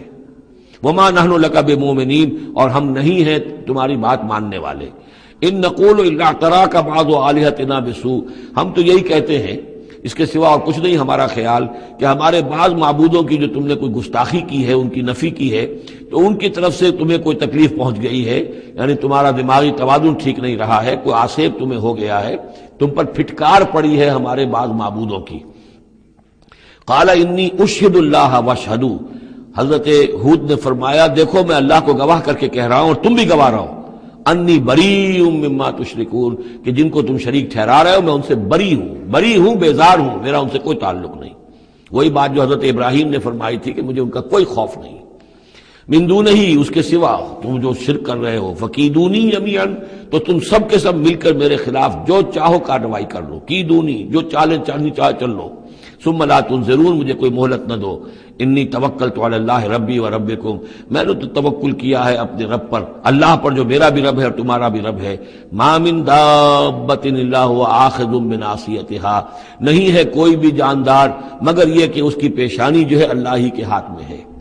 وہ دعا جو میں نے آپ کو سنائی تھی اس میں حضور کے الفاظ بھی یہ ہیں، وَنَاصِيَتِي بِيَدِكَ اللہم انی عبدک وابن عبدک وابن امتک فی قبضتک ناصیتی بیدک ماض فی حکمک عدل فی قضاؤک۔ ہوا آخذ بناصیتها، ہر جاندار کی پیشانی اللہ کے ہاتھ میں، یعنی اس کی قسمت، اس کی تقدیر، اسے کیا ملنا ہے، اس کے ساتھ کیا ہونا، یہ سب اللہ کے ہاتھ میں ہے۔ ان ربی علی صراط مستقیم، یقیناً میرا رب تو سیدھی راہ پر ملے گا، سیدھی توحید کی راہ پر جاؤ گے تو رب کے قریب پہنچو گے۔ میرا رب جو ہے وہ عدل و انصاف کے راستے سے اور صراط مستقیم ہی سے اس تک رسائی حاصل ہو سکتی ہے۔ فَإِن تَوَلَّوْا فَقَدْ أَبْلَغْتُكُم مَّا أُرْسِلْتُ بِهِ إِلَيْكُمْ، پھر اگر تم پیٹھ موڑ لو، منہ پھیرو، انکار کرو، تو میں نے پہنچا دیا ہے تمہیں وہ پیغام جو مجھے دے کر بھیجا گیا تھا، مَا أُرْسِلْتُ بِهِ إِلَيْكُمْ۔ وَيَسْتَخْلِفُ رَبِّي قَوْمًا غَيْرَكُمْ، پھر میرا رب جو ہے تمہیں تباہ کرے گا، ختم کرے گا اور تمہاری جگہ کسی اور قوم کو لے آئے گا۔ وَلَا تَضُرُّونَهُ شَيْئًا، اور تم اس کا کچھ بگاڑ نہیں سکو گے۔ إِنَّ رَبِّي عَلَىٰ كُلِّ شَيْءٍ حَفِيظٌ، یقیناً میرا رب جو ہے ہر چیز کا نگہبان ہے۔ وَلَمَّا جَاءَ أَمْرُنَا، جب ہمارا حکم آ گیا، عذاب کا فیصلہ، نجینا ہودا والذین آمنوا معہ، ہم نے نجات دے دی، بچا لیا ہود کو اور ان کو جو اس کے ساتھ ایمان لائے تھے، برحمت منا، اپنی رحمت سے، ونجیناہم من عذاب غلیظ، اور ہم نے انہیں بچا لیا ایک بہت ہی گاڑھے اور بھاری عذاب سے۔ وَتِلْكَ عَادٌ جَحَدُوا بِآيَاتِ رَبِّهِمْ، یہ تھے عاد، یہ تھی قوم، بڑی زبردست قوم، انہوں نے انکار کیا اپنے رب کی آیات کا، وَعَصَوْا رُسُلَهُ، اور انہوں نے نافرمانی کی اپنے رسولوں کی۔ یہ رسولوں سے مراد کیا ہے؟ اصل میں انبیاء تو آتے رہتے ہیں، آخر میں پھر رسول آتا ہے، چھوٹے چھوٹے، جس طریقے سے کہ اللہ تعالیٰ کی طرف سے سمجھانے کے لیے ان کے معلمین کی حیثیت سے، تو وہاں پہ ان کو بھی رسول کہہ دیا گیا۔ جیسا کہ میں نے کہا تھا قرآن مجید میں یہ الفاظ ایک دوسرے کی جگہ آ جاتے ہیں۔ وَاتَّبَعُوا أَمْرَ كُلِّ جَبَّارٍ عَنِيدٍ، انہوں نے رسولوں کی تو نافرمانی کی اور پیروی کی ان کے حکم کی جو سرکش تھے اور مخالف تھے۔ وَأُتْبِعُوا فِي هَذِهِ الدُّنْيَا لَعْنَةً، اور ان کے پیچھے لگا دی گئی اس دنیا میں بھی لعنت، وَيَوْمَ الْقِيَامَةِ، اور قیامت کے دن کے لیے بھی۔ أَلَا إِنَّ عَادًا كَفَرُوا رَبَّهُمْ، آگاہ ہو جاؤ قوم عاد نے اپنے رب کا کفر کیا تھا۔ أَلَا بُعْدًا لِعَادٍ قوم ہود، سن لو پھٹکار ہے عاد پر جو قوم ہود تھی، جس کی طرف حضرت ہود علیہ السلام کو بھیجا گیا۔ وَإِلَىٰ ثَمُودَ أَخَاهُمْ صَالِحًا، اب ان میں سے جو لوگ بچے تھے وہ پھر آگے وسطی علاقے کی طرف گئے ہیں اور وہاں ہجر کے علاقے میں جا کے آباد ہوئے، وہاں سمود نام کی ایک بڑی قوم ابھری، اور ان کے اندر بھی جب پھر وہی خرابیاں آ گئیں، وہی شیطان نے ان کو پٹی پڑھائی، وہی بت پرستی شروع ہو گئی، وہی ان کے معبود ہو گئے، تراش لیے انہوں نے۔ تو إِلَىٰ ثَمُودَ أَخَاهُمْ صَالِحًا، سمود کی طرف ہم نے بھیجا ان کے بھائی صالح کو۔ قال یا قوم اعبدوا اللہ ما لکم من الہ غیرہ، انہوں نے فرمایا کہ اے میری قوم کے لوگو، اللہ کی بندگی کرو، تمہارا کوئی معبود اس کے سوا نہیں ہے۔ هو انشاکم من الارض، اس نے تمہیں زمین سے اٹھایا ہے، ابھارا ہے، بنایا ہے زمین سے، واستعمرکم فیہا، اور اس میں تم کو آباد کیا ہے، فاستغفروہ، تو اس سے استغفار کرو، اس سے اپنے گناہ بخشواؤ، ثم توبوا الیہ، اور پھر اس کی جانب میں رجوع کرو۔ ان ربی قریب مجیب، یقین میرا رب قریب ہے اور دعا کا قبول کرنے والا ہے۔ قالوا یا صالح قد کنت فینا مرجوا، انہوں نے کہا ہے صالح تم سے تو ہماری بڑی امیدیں وابستہ تھی۔ ظاہر بات ہے کہ ایک شخص جو ہے جس کو اللہ چنتا تھا اپنے اخلاق میں، سمجھ میں، فہم میں، فطانت میں، وہ ممتاز ہوتے تھے، تو ہم سمجھتے تھے تم آباء و اجداد کا نام روشن کرو گے۔ یہ تم نے کیا کیا؟ تم نے تو کہنا شروع کر دیا کہ آباء و اجداد کے جو طریقے ہیں یہ غلط ہیں، ان کا دین غلط ہے، ان کے عقیدے غلط ہیں، ان کے معبود جن کو ہمارے آباء و اجداد پوجتے آئے ان کی کوئی حقیقت نہیں۔ ہم توقع کرتے تھے کہ تم قوم کا نام روشن کرو گے، تم آباء و اجداد کے لیے عزت کا، ان کے لیے مزید جو ہے دنیا کے اندر ان کے ناموری کا سبب ذریعہ بنو گے۔ قالوا یا صالح قد کنت فینا مرجوا، تم سے تو ہمیں بہت سی امیدیں تھی، قبل ھذا، اس سے پہلے، اتنہانا نعبد ما یعبد آباؤنا، یہ کیا ہوا تم ہمیں روک رہے ہو ان چیزوں کو پوجنے سے کہ جن کو ہمارے آباء و اجداد پوجتے تھے۔ وَإِنَّنَا لَفِي شَكٍّ مِّمَّا تَدْعُونَا إِلَيْهِ مُرِيبٍ، اور یقیناً جس چیز کی طرف تم ہمیں بلا رہے ہو اس کے بارے میں ہمیں شکوک و شبہات ہیں، ہمارا دل اس پر ٹھکتا نہیں ہے۔ قَالَ يَا قَوْمِ أَرَأَيْتُمْ إِن كُنتُ عَلَىٰ بَيِّنَةٍ مِّن رَّبِّي، وہی بات انہوں نے کہی، اے میری قوم کے لوگوں سوچو، اگر میں پہلے سے بھی اپنے رب کی طرف سے بینہ پر تھا، میری فطرت سلیم تھی، تم دیکھتے تھے کہ میں تمہارے درمیان ایک اچھا آدمی تھا، صاف ستھرا کردار رکھنے والا انسان تھا، میری فطرت صالح تھی، وَآتَانِي مِنْهُ رَحْمَةً، اور اللہ نے پھر مجھے اپنے پاس سے رحمت عطا کر دی، اب وہی آ گئی، نبوت عطا کر دی گئی۔ فَمَن يَنصُرُنِي مِنَ اللَّهِ إِنْ عَصَيْتُهُ، تو اب اگر میں اللہ کی نافرمانی کروں تو مجھے کون بچائے گا اللہ سے؟ کون اس کی پکڑ سے مجھے بچا سکے گا؟ فما تزیدوننی غیر تقصیر، تو تم تو اضافہ نہیں کرو گے میرے لیے مگر خسارے کے اندر۔ تم چاہتے ہو کہ میں اپنی اس چیز کو چھوڑ کر اور آباء و اجداد کا نام لوں اور ان کے معبودوں کو پوجنا شروع کر دوں، تو تم تو میری تباہی کے در پہ ہو۔ وَيَا قَوْمِ هَٰذِهِ نَاقَةُ اللَّهِ لَكُمْ آیَةٌ، اور دیکھو میری قوم کے لوگوں، یہ اللہ کی اونٹنی ہے، تمہارے لیے ایک نشانی ہے۔ فَذَرُوهَا تَأْكُلْ فِي أَرْضِ اللَّهِ، اسے چھوڑے رکھو، یہ چرتی رہے اللہ کی زمین میں، جہاں چاہے جہاں سے چاہے کھائے۔ وَلَا تَمَسُّوهَا بِسُوءٍ، اور دیکھنا کسی برے ارادے سے اس کو ہاتھ نہ لگانا۔ فَيَأْخُذَكُمْ عَذَابٌ قَرِيبٌ، تو پھر تمہیں آ پکڑے گا وہ عذاب کہ جو اب دور نہیں ہے، قریب ہی ہے۔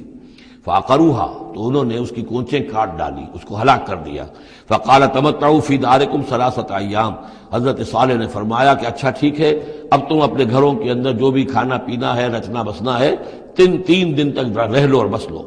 ذَلِكَ وَعْدٌ غَيْرُ مَكْذُوبٍ، یہ وہ وعدہ ہے کہ جو جھوٹا ثابت نہیں ہوگا۔ فَلَمَّا جَاءَ أَمْرُنَا، تو جب ہمارا وہ فیصلہ آ گیا، ہماری بات آ گئی، ہمارا حکم پہنچ گیا، نجینا صالحا والذین آمنوا معہ، ہم نے نجات دی صالح کو بھی اور ان لوگوں کو جو ان کے ساتھ ایمان لائے تھے، برحمت منا، اپنی خاص رحمت سے، ومن خزی یومئذ، اور اس دن کی رسوائی سے اللہ ہم نے انہیں بچا لیا۔ ان ربک هو القوی العزیز، یقیناً آپ کا پروردگار زور والا ہے، زبردست ہے۔ وَأَخَذَ الَّذِينَ ظَلَمُوا الصَّيْحَةُ، اور ان ظالموں کو، مشرکوں کو، کافروں کو پکڑ لیا ایک ہولناک آواز نے، ایک چنگھاڑ آئی، فَأَصْبَحُوا فِي دِيَارِهِمْ جَاثِمِينَ، تو وہ اپنے گھروں کے اندر اوندھے پڑے رہ گئے، كَأَن لَّمْ يَغْنَوْا فِيهَا، ایسے ہو گئے جیسے کبھی یہاں آباد تھے ہی نہیں، کبھی یہاں کوئی رہتا تھا ہی نہیں۔ أَلَا إِنَّ ثَمُودَ كَفَرُوا رَبَّهُمْ، آگاہ ہو جاؤ، سمود نے اپنے رب کا کفر کیا۔ الا بعدا لثمود، آگاہ ہو جاؤ، پھٹکار ہے سمود پر۔ وَلَقَدْ جَاءَتْ رُسُلُنَا بِإِبْرَاهِيمَ بِالْبُشْرَىٰ، اب یہاں حضرت ابراہیم کا ذکر آ رہا ہے۔ میں نے کہا تھا کہ 3 رسول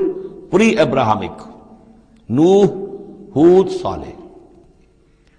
3 رسول کو ہم کہہ سکتے ہیں پوسٹ ابراہمک، اگرچہ ان میں سے ایک جو ہیں وہ ہم عصر ہیں۔ حضرت لوط حضرت ابراہیم علیہ السلام ہی کے بھتیجے ہیں، انہی پر ایمان لائے تھے، ان کے ساتھ ہی انہوں نے ہجرت کی تھی۔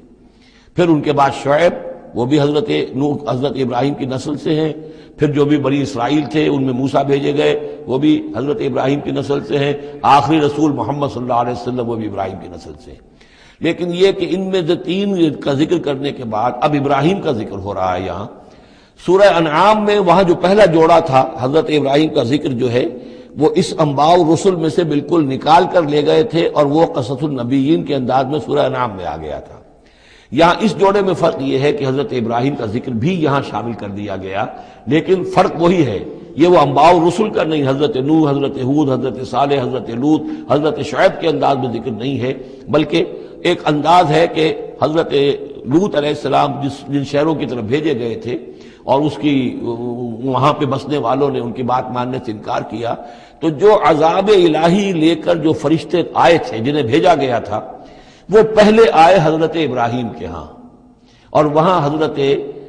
اسحاق کی ولادت کی انہوں نے خوشخبری دی حضرت سارہ کو۔ بس یہ ایک واقعہ بیان کیا درمیان میں، ورنہ اصل مسئلہ جو ہے وہ حضرت لوط کا شروع ہوگا۔ انباء الرسل کے اعتبار سے جو معاملہ ہے وہ حضرت لوط کا واقعہ ہے۔ وَلَقَدْ جَاءَتْ رُسُلُنَا إِبْرَاهِيمَ بِالْبُشْرَىٰ، اور ہمارے فرستادے، ہمارے ایلچی، فرشتے ہمارے بھیجے ہوئے آئے ابراہیم کے پاس بشارت دینے کے لیے۔ قالوا سلاما، انہوں نے آ کر کہا سلام۔ قال سلام، حضرت ابراہیم نے بھی سلام کا جواب سلام سے دیا۔ فما لبث ان جاء بعجل حنیذ، تو پھر ذرا بھی دیر نہ کی، فوراً گئے اور ایک تلا ہوا بچڑا ان کی ضیافت کے لیے لا کر سامنے رکھ دیا۔ فلما رأى أيديهم لا تصل إليه، تو جب انہوں نے دیکھا کہ ان کا تو ہاتھ آگے بڑھ ہی نہیں رہا اس بچڑے کا گوشت کھانے کے لیے، آمادہ ہی نہیں ہے، نکرہم، تو اب وہ کچھ کھٹکے دل میں کہ یہ ہیں کون۔ اس زمانے میں رواج یہ ہوتا تھا کہ دشمن جب آتے تھے کسی کو قتل کرنے کے لیے تو اس کا نمک نہیں چکھتے تھے، نمک خوار ہو جائیں گے تو پھر کیسے قتل کریں گے۔ تو ایک تو اندیشہ یہ ہوا کہ یہ کسی برے ارادے سے آئے ہیں جو میری یہ ضیافت قبول نہیں کر رہے۔ نکرہم واوجس منہم خیفہ، اور ان کے دل میں، حضرت ابراہیم کے دل میں ان کی طرف سے ایک خوف پیدا ہو گیا۔ قالوا لا تخف، انہوں نے کہا نہیں آپ ڈریے نہیں، انا ارسلنا الی قوم لوط، اصل میں تو اللہ کے ہم فرشتے ہیں، بھیجے گئے ہیں قوم لوط کی طرف۔ اب وہ آخری فیصلہ اس کا جو ہے وہ ہمیں چکانا ہے۔ وامرأتہ قائمۃ فضحکت، ادھر کہیں حضرت سارہ بھی پیچھے کہیں کھڑی ہوئی ہوں گی پردے کے پیچھے، وہ اس پر ہنس پڑی۔ مطلب یہ کہ حضرت ابراہیم کی جو حالت انہوں نے دیکھی کہ میرا شوہر خوفزدہ ہو گیا تھا، تو اس کے اوپر کچھ ان کا معاملہ ہوا، فضحکت، وہ ہنسی۔ فبشرناہا باسحاق، تو ہم نے انہیں بشارت دی اسحاق کی، یعنی فرشتوں نے ان کو بشارت دی اسحاق کی۔ حضرت اسماعیل کی ولادت ہو چکی ہے، لیکن حضرت اسماعیل کو تو حضرت ابراہیم جا کر چھوڑ آئے ہیں اور وہ تو مکے میں آباد ہیں۔ حضرت سارہ کی اولاد ہوئی نہیں تھی، اصل جو خاندانی بیوی تھی ان کی وہ تو حضرت سارہ تھی۔ حضرت ہاجرہ جو ہیں وہ تو بادشاہ مصر نے ان کی خدمت میں ان کو پیش کیا تھا، اسی لیے ان کو لونڈی بھی کہہ دیتے ہیں یہ، حالانکہ وہ شہزادی تھی، وہ بادشاہ کے شاہی خاندان کی خاتون تھی حاجرہ سلام علیہا، لیکن یہ کہ یہ یہودی کہتے ہیں کہ وہ تو لونڈی تھی، کنیز تھی۔ تو چونکہ اولاد نہیں ہوئی تھی حضرت سارہ کے ہاں، تو حضرت سارہ ہی نے کہہ کر پھر حضرت ابراہیم سے کہا تھا کہ آپ تعلق قائم کریں حاجرہ سے، شاید اللہ تعالیٰ آپ کو حاجرہ سے اولاد دے دے۔ لیکن جب وہ اولاد ہو گئی حضرت اسماعیل، تو پھر وہ جو عورت کی ایک فطرت ہے اور مزاج ہے، تو ان کے لیے کھلنے لگی یہ بات کہ مجھے اللہ نے اولاد نہیں دی۔ اب ظاہر بات ہے کہ حضرت ابراہیم کی توجہ زیادہ ہو گئی ہوگی حضرت ہاجرہ کی طرف، اپنے بیٹے کی طرف، تو پھر وہ ذریعہ بن گیا کہ انہوں نے کہا کہ انہیں چھوڑ کر آؤ، اور اللہ کے حکم سے حضرت ابراہیم نے حضرت ہاجرہ کو اور حضرت اسماعیل کو وہاں بیت اللہ کے پاس، یا بیت اللہ جہاں بعد میں تعمیر ہونا تھا اس کی صرف بنیادیں اس وقت تھیں لیکن کوئی نشان اور نہیں تھا، وہاں چھوڑ دیا۔ اب یہاں جو ہے اولاد ہو رہی ہے، ان کی بشارت دی جا رہی ہے۔ تو حضرت اسحاق چھوٹے ہیں حضرت اسماعیل سے۔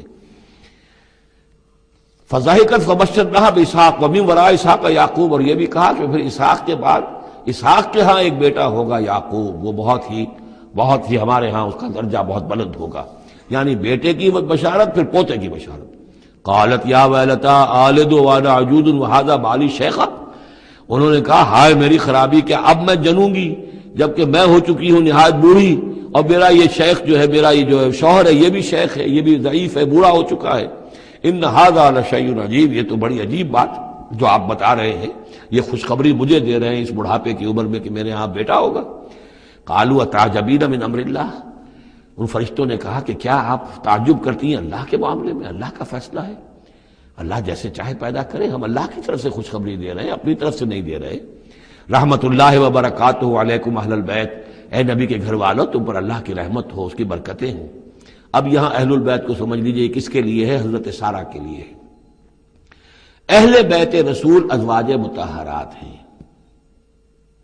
ان کی ایکسٹینشن ہے جو حضور نے کہا ہے اللہم ہؤلاء اہل بیتی، اے اللہ یہ بھی میرے اہل بیت ہیں۔ حضرت فاطمہ، حضرت علی، حضرت حسن، حضرت حسین، وہ بھی اہل بیت میں یہ ایکسٹینشن ہے۔ اہل بیت اصلاً نبی کی بیوی، یہاں پر کس کے لیے آ رہا؟ حضرت سارہ کے لیے۔ گھر والے ہم کہتے بھی ہیں گھر والے، گھر والے کون ہوتے ہیں؟ گھر والی تو بیوی ہوتی ہے۔ قالوا اتعجبین من امر اللہ رحمت اللہ وبرکاتہ علیکم اہل البیت انہ حمید مجید، یقیناً اللہ حمید ہے اور مجید ہے، بہت بزرگ ہے، بڑائیوں والا ہے، اور اپنی ذات میں ستودہ صفات ہے۔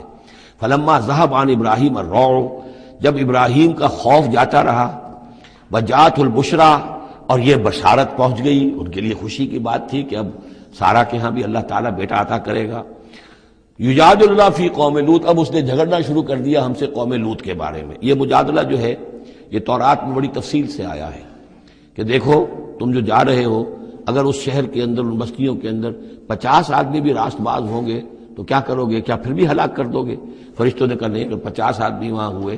اگر راست باز ہوئے تو ہم ہلاک نہیں کریں گے۔ اچھا دیکھو میری کوئی حیثیت نہیں ہے، میں بہت ناچیز ہوں، لیکن میں پھر جرأت کرتا ہوں، میں اللہ سے عرض کرتا ہوں کہ اچھا ہو سکتا ہے 40 ہوں وہاں پر، تو پھر اچھا 40 بھی ہوئے تو پھر ہم ان کو بھی پھر چھوڑ دیں گے، بستیوں کے اوپر عذاب نہیں آئے گا۔ ہوتے ہوتے 5 پہ آ گئے، جس پہ کہ آخر میں کہا گیا کہ اے ابراہیم چھوڑو اب اس بات کو، اب یہ تمہارے رب کا فیصلہ آ چکا۔ وہاں ایک بھی نہیں ہے، تم 5 کی بات کر رہے ہو۔ وہاں تو سوائے حضرت لوط علیہ السلام کے خود اور ان کی 2 بیٹیوں کے اور کوئی بھی نہیں تھا کہ جو ان شہروں میں سے بچا ہو۔ تو یجادلنا فی قوم لوط، اب وہ قوم لوط کے بارے میں ہم سے جھگڑنے لگے، یعنی چونکہ وہ حلیم الطبع تھے، طبیعت میں نرمی تھی، وہی جو حضور کی طبیعت میں بھی تھی، حضرت ابوبکر کی طبیعت میں بھی تھی، اس وجہ سے انہوں نے کہا کہ عذاب سے بچنے کی کوئی شکل ہو سکے۔ ان ابراہیم لحلیم اواہ منیب، 3 الفاظ جمع کر دیے گئے۔ یقیناً ابراہیم بہت ہی حلیم بھی تھا، بہت ہی نرم دل تھا، اور بہت ہی اللہ کی جناب میں رجوع کرنے والا تھا۔ یا ابراہیم عارض عن ھذا، تو اب کہا گیا ان سے کہ ابراہیم اب چھوڑیے، اب اس بات سے آپ ذرا قطع تعلق کیجئے۔ انہ قد جاء امر ربک، یہ تو اب آپ کے رب کا فیصلہ آ چکا ہے۔ وانہم آتیہم عذاب غیر مردود، اب ان پر وہ عذاب آ کر ہی رہے گا جسے لوٹایا نہیں جا سکے گا۔ ولما جاءت رسلنا لوطا سیء بہم وضاق بہم ذرعا، تو جب آئے ہمارے یہ فرشتادے بھیجے ہوئے، ہمارے یہ پیغامبر، یہ فرشتے لوط کے پاس، سیء بہم، کہ وہاں پر یہ بھیجے گئے تھے بہت خوبصورت لڑکوں کی شکل میں، اور ان کے ہاں جو تھا معاملہ، آپ کو معلوم ہے کہ جو امرت پرستی ان کے ہاں تھی اور جو سوڈمی تھی، تو یہ لڑکے خوبصورت آ گئے تو اس قوم کے لیے، تو ان کے لیے جشن ہو گیا کہ ہمارے لیے شکار آ گئے ہیں بہت اچھے، لوط کے ہاں بڑے عمدہ شکار پہنچے ہیں، لہذا وہ سب غول کے غول اب آ رہے ہیں، حضرت لوط علیہ السلام کے گھر پر چڑھائی کر رہے ہیں۔ تو جب ہمارے یہ فرشتادہ، ہمارے یہ جو نوجوان لڑکوں کی شکل میں جن کو بھیجا گیا تھا فرشتوں کو، جب پہنچے حضرت لوط کے پاس، سیء بہم، وہ ان کو دیکھ کر بہت غمگین ہوا کہ یہ بڑا میرے لیے وَضَاقَ بِهِمْ ذَرْعًا، ان کا دل بڑا تنگ ہوا، وَقَالَ هَذَا يَوْمٌ عَصِيبٌ، اور انہوں نے کہا یہ تو میرے لیے بڑا سختی کا دن آ گیا ہے، میرے پاس اتنی طاقت نہیں ہے کہ میں ان بدبختوں کا مقابلہ کر سکوں، اپنے ان مہمانوں کو ان کی دست برد سے میں بچا سکوں۔ اور وہ لوگ جو ہیں جانتے تھے جس قسم کی خبیث ان کی تباہی ہو چکی تھی کہ وہ کسی اپیل اور کسی دلیل سے باز آنے والے نہیں ہیں، تو اس سے ان کے دل کے اندر جو ہے وہ ایک عجیب کیفیت پیدا ہوئی۔ سیء بہم وضاق بہم ذرعا وقال ھذا یوم عصیب وجاءہ قومہ یہرعون الیہ، اور اب آئی اس کی قوم اس کے پاس والہانہ دوڑتی ہوئی، بڑے خوشی سے ناچتے ہوئے آ رہے ہیں کہ آج تو ہمارے لیے جو ہے وہ بہت ہی عمدہ شکار پہنچ گیا ہے۔ وَمِن قَبْلُ كَانُوا يَعْمَلُونَ السَّيِّئَاتِ، اور وہ پہلے ہی سے ان گندے کاموں کے اندر ملوث تھے۔ قَالَ يَا قَوْمِ هَؤُلَاءِ بَنَاتِي هُنَّ أَطْهَرُ لَكُمْ، حضرت لوط نے فرمایا کہ دیکھو میری قوم کے لوگوں، میری بیٹیاں موجود ہیں، وہ تمہارے لیے بہت پاکیزہ ہیں۔ اس کے دو معنی کیے گئے، ایک تو یہ کہ بیٹیوں سے مراد ہے کہ جو تمہاری بیویاں ہیں وہ میری بیٹیوں کے مانند ہیں۔ نبی جو ہوتا ہے وہ گویا کہ قوم کے لیے والد کی جگہ ہے، جیسے کہ قرآن مجید میں وَأَزْوَاجُهُ أُمَّهَاتُهُمْ، حضور کی تمام ازواج جو ہیں وہ پوری امت کے لیے ماؤں کے درجے میں ہیں، تو گویا کہ میری بیٹیاں ہیں، اللہ نے تمہارے لیے ان کو پیدا کیا ہے، تمہارے لیے جوڑا بنایا ہے، وہ پاک جو ہے تمہارے لیے راستہ اپنی شہوت کی کے تقاضے کو پورا کرنے کے لیے صحیح راستہ اس کو چھوڑ کر، اور یہ بھی ہو سکتا ہے کہ انہوں نے اپنی بیٹیوں ہی کو پیش کیا ہو کہ تمہیں اگر کرنا ہی ہے تو نکاح کر لو، میں اپنی بیٹیاں تمہیں نکاح میں دینے کو تیار ہوں، لیکن میرے جو یہ مہمان ہیں ان کے بارے میں مجھے رسوا نہ کرو۔ قال یا قوم هؤلاء بناتی هن اطہر لکم فاتقوا اللہ ولا تخزون فی ضیفی، تو اللہ کا خوف کرو اور دیکھو مجھے میرے مہمانوں کے معاملے میں رسوا مت کرو۔ الیس منکم رجل رشید، کیا تم میں کوئی ایک آدمی بھی شریف اور کوئی ایک آدمی بھی نیک چلن نہیں رہا؟ یعنی کوئی تو تم میں سے ایسا نکل آتا جو میرا ساتھ دیتا، جو میری ہاں میں ہاں ملاتا، تم میں تو معلوم ہوتا کہ کوئی ایک شخص بھی شریف النفس باقی نہیں رہا۔ قالوا لقد علمت ما لنا فی بناتک من حق، انہوں نے کہا کہ اے لوط تمہیں خوب معلوم ہے تمہاری بیٹیوں پر ہمارا کوئی حق نہیں ہے۔ اس سے معلوم ہوتا ہے وہ دوسری ہی بات ہی زیادہ راجح ہے۔ وَإِنَّكَ لَتَعْلَمُ مَا نُرِيدُ، اور تم خوب جانتے جو ہم چاہتے ہیں، یعنی باتیں مت بناؤ، ہماری توجہ جو ہے ادھر ادھر لے جانے کی کوشش نہ کرو، تم جانتے ہو ہم جو چاہتے ہیں، جس کے لیے ہم حاضر ہوئے ہیں، جس کے لیے ہم پہنچے ہیں۔ قَالَ لَوْ أَنَّ لِي بِكُمْ قُوَّةً، انہوں نے کہا کاش کہ میرے پاس تمہارے مقابلے کے لیے کوئی طاقت ہوتی، او آوی الی رکن شدید، یا وہ کوئی قلعہ ایسا ہوتا جس میں مضبوط میں جا کر پناہ لے لیتا اور تم سے اپنے آپ کو اور اپنے مہمانوں کو بچا لیتا۔ یہاں ہے اصل میں حضور صلی اللہ علیہ وسلم کی ایک حدیث میں الفاظ آئے ہیں، یرحم اللہ لوطا لقد کان یاوی الی رکن شدید، اللہ تعالیٰ رحم فرمائے لوط پر، وہ ایک مضبوط قلعے میں تھے، اللہ تعالیٰ کی حفاظت تو انہیں حاصل تھی، لیکن یہ کہ اس وقت جو صورت بن گئی تھی ان کے لیے، جیسے جب جادوگروں نے جو اپنے انچھر پھینکے تھے اور وہ بھی بن گئے تھے فرعون کے دربار میں، وہ بھی شکل اختیار کر لی تھی انہوں نے سانپوں کی، تو حضرت موسیٰ پر بھی وقتی طور پر خوف طاری ہو گیا تھا۔ تو بدبنائے طب بشری خوف کا ہو جانا یہ کوئی نبوت کی عصمت کے منافی نہیں ہے۔ تو یہاں پر بھی اللہ تعالیٰ کی حفاظت تھی، اور جیسا کہ آیا فرشتوں نے پھر ذرا سا ایک ہاتھ ہلایا اور سب کے سب اندھے ہو گئے، وہ اس طرح کا معاملہ تفاصیل تورات میں ہے۔ قال لو ان لی بکم، لیکن جو حسرت کی کیفیت تھی اور جس طرح ضیق میں ان کی جان اس وقت آئی تھی، اس کا تصور کیجئے، کاش کہ میرے پاس تمہارے مقابلے کے لیے طاقت ہوتی، او آوی الی رکن شدید، یا کوئی ایسا ہوتا مضبوط مستحکم قلعہ جس میں جا کر میں پناہ لے لیتا۔ قالوا یا لوط انا رسول ربک، ان فرشتوں نے کہا اے لوط گھبرائیں نہیں، ہم آپ کے رب کے پیغامبر ہیں، بھیجے ہوئے ہیں، لن یصلوا الیک، یہ آپ تک پہنچ ہی نہیں پائیں گے، آپ کو کوئی گردن نہیں پہنچا سکیں گے، آپ بالکل اطمینان رکھیں۔ فَأَسْرِ بِأَهْلِكَ بِقِطْعٍ مِنَ اللَّيْلِ، اور بھی رات کا ایک حصہ جو باقی ہے اس میں آپ اپنے اہل کو لے کر، اپنے گھر والوں کو لے کر نکل جائیے اس بستی سے۔ وَلَا يَلْتَفِتْ مِنْكُمْ أَحَدٌ، اور کوئی بھی آپ میں سے پیچھے نہ دیکھے، پیچھے توجہ نہ کرے، پیچھے کی طرف کوئی خیال نہ آئے کہ ہمارے دوست تھے اور ہمارے یہ تھے اور ہمارے عزیز تھے، إِلَّا امْرَأَتَكَ، اور آپ کی بیوی بھی ساتھ نہیں جائے گی، وہ بھی یہیں رہے گی۔ یہ دو بیویاں ہیں جلیل القدر پیغمبروں کی، جن کا ذکر پھر آئے گا بڑی وضاحت کے ساتھ سورہ تحریم میں، ایک حضرت نوح علیہ السلام کی بیوی اور ایک حضرت لوط کی بیوی، کہ یہ اگرچہ کہ کانتا تحت عبدین من عبادنا صالحین فخانتاہما فلم یغنیا عنہما من اللہ شیئا، اگرچہ وہ ہمارے دو بہت ہی نیک اور بہت ہی برگزیدہ بندوں کے تحت تھیں، ان کے گھروں میں آباد تھیں، لیکن یہ کہ انہوں نے خیانت کی، اور اس کے نتیجے میں یہ ہے کہ پھر وہ اللہ تعالیٰ کے عذاب سے ان کے شوہر انہیں بچا نہیں سکے۔ نہ حضرت نوح بچا سکے اپنی اس بیوی کو، اور نہ حضرت لوط بچا سکے اپنی اس بیوی کو۔ الا امرأتک، سوائے آپ کی بیوی کے، انہ مصیبھا ما اصابہم، اس کے اوپر تو وہی مصیبت آ کر رہنی ہے جو ان سب پر آنی ہے۔ ان موعدہم الصبح، اور دیکھیے ان کے وعدے کا وقت صبح کا ہے، صبح کو وہ عذاب آ جائے گا۔ الیس صبح بقریب، کیا صبح قریب نہیں ہے؟ یعنی اب جلدی کیجئے، اب آپ فوری طور پر یہاں سے اپنی بچیوں کو لے کر نکل جائیے۔ فلما جاء امرنا جعلنا عالیہا سافلہا، جب ہمارا حکم آ پہنچا ہم نے اس کے اونچے کو نیچا کر دیا، یعنی کسی بستی کو تلپٹ کیا جائے تو چھت نیچے ہو جائے گی اور جو بنیادیں اوپر آ جائیں گی۔ عالیہا سافلہا، الٹ کر رکھ دیا بستیوں کو۔ وامطرنا علیہا حجارۃ من سجیل، اور مزید ان کے اوپر ہم نے بارش برسائی کنکروں کی، پتھروں کی۔ یعنی یہ کہ ایک طرف تو یہ کہ کچھ زلزلہ آیا یا کچھ اور زمین میں دھماکہ ہوا، ایکسپلوژن ہوا جس سے وہ بستیاں الٹ گئیں، اور اس کے بعد یہ ہے کہ آسمان سے پھر بارش ہوئی ہے ان پر سجیل۔ یہ سجیل اصل میں فارسی کا لفظ ہے سنگ گل، سنگ گل یعنی یہ کہ مٹی جو ہے اگر کسی صحرا کے اندر تھوڑی سی پھوار پڑے اور زیادہ تیز بارش نہ ہو تو وہ ہر قطرے کے ساتھ تھوڑی سی مٹی مل کر وہ ایک چھوٹا سا دانہ بنتا ہے، اور وہ پھر دھوپ جب پڑتی ہے تو وہ پھر پک جاتا ہے، جیسے کہ کہیں آپ اینٹیں پکاتے ہیں اپنے ان کے اندر بھٹیوں کے اندر، یہ پھر کہلاتی ہے سنگ گل۔ یعنی یہ پتھر تو ہے لیکن یہ پتھر نہیں ہے، یہ مٹی کے بنے ہوئے پتھر ہیں، کنکر ہیں۔ ان کنکروں کی بارش ہوئی جس کے اندر کہ اس کو بالکل دفن کر دیا گیا ان دونوں شہروں کو۔ منضود، تہ بر تہ، تہ بر تہ، وہ جو بارش ہو رہی تھی کنکروں کی تہ بر تہ۔ مسومۃ عند ربک، اور وہ نشان زد تھے تیرے رب کی طرف سے، یعنی ہر ایک کے لیے معلوم تھا کہ کس کو کون سا پتھر لگنا ہے اور کون سا جو شخص ہے اس کی ہلاکت کس کے ذریعے سے ہونی ہے۔ وما ہی من الظالمین ببعید، اور یہ ان ظالموں سے کچھ زیادہ دور نہیں ہے، یعنی جو مشرکین مکہ ہیں، جو قریش ہیں اور عرب کے جو مشرک ہیں، ان سے یہ بستیاں کوئی دور تو نہیں ہیں، اس لیے کہ یہ جب جاتے تھے فلسطین کی طرف اپنے قافلے لے کر تو یہاں سے گزرتے تھے۔ قوم سمود کا مسکن بھی ان کے راستے میں آتے تھے، قوم مدین کا علاقہ بھی ان کے راستے میں آتا تھا، پھر یہ عمورہ اور صدوم کی بستیوں کے جو ہے یہ بھی کچھ ان کے جو آثار باقی رہ گئے تھے وہ بھی آتے تھے۔ وَإِلَىٰ مَدْيَنَ أَخَاهُمْ شُعَيْبًا، اور مدین کی طرف ہم نے بھیجا ان کے بھائی شعیب کو۔ میں بتا چکا ہوں یہ بنی قطورہ میں سے ہے مدین،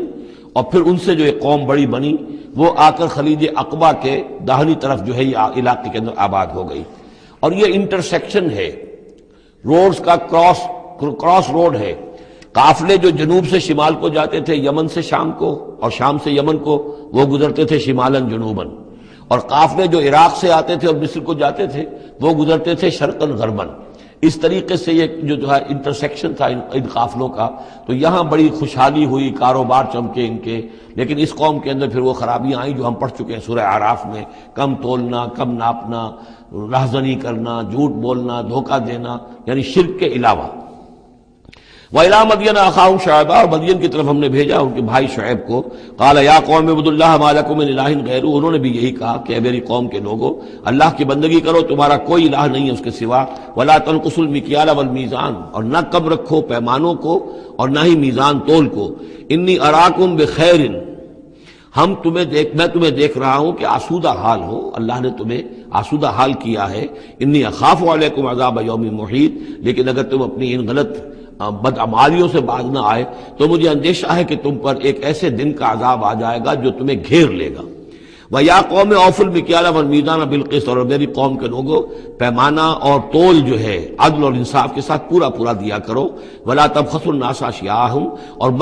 مت کم کیا کرو، گھٹایا کرو لوگوں کے لیے ان کے سامان۔ وَلَا تَعْثَوْا فِي الْأَرْضِ مُفْسِدِينَ، اور نہ ہی زمین میں فساد مچاتے پھرو۔ بقیت اللہ خیر لکم، جو بھی اللہ کی طرف سے بچت ہو جائے، صحیح صحیح تولو، صحیح صحیح ناپو، پھر جو بچ جائے تو گویا کہ وہ اللہ تعالیٰ کی طرف سے تمہیں ایک نفع ہے جو اللہ نے دیا ہے۔ تو جو بھی صحیح تجارت کرتے ہوئے بچت ہو جائے، نفع ہو جائے، وہ بقیت اللہ ہے۔ بقیت اللہ خیر لکم ان کنتم مؤمنین، اگر تم مومن ہو، اگر مانتے ہو میری بات کو، ماننے والے ہو تو وہ تمہارے لیے بہتر ہے۔ وما انا علیکم بحفیظ، لیکن میں تمہارے اوپر کوئی نگران اور نگہبان نہیں ہوں، میں ٹھیکیدار نہیں ہوں، میرا کوئی زور تم پر نہیں چل رہا، میں تمہیں سمجھا رہا ہوں اور نیکی کی تلقین کر رہا ہوں۔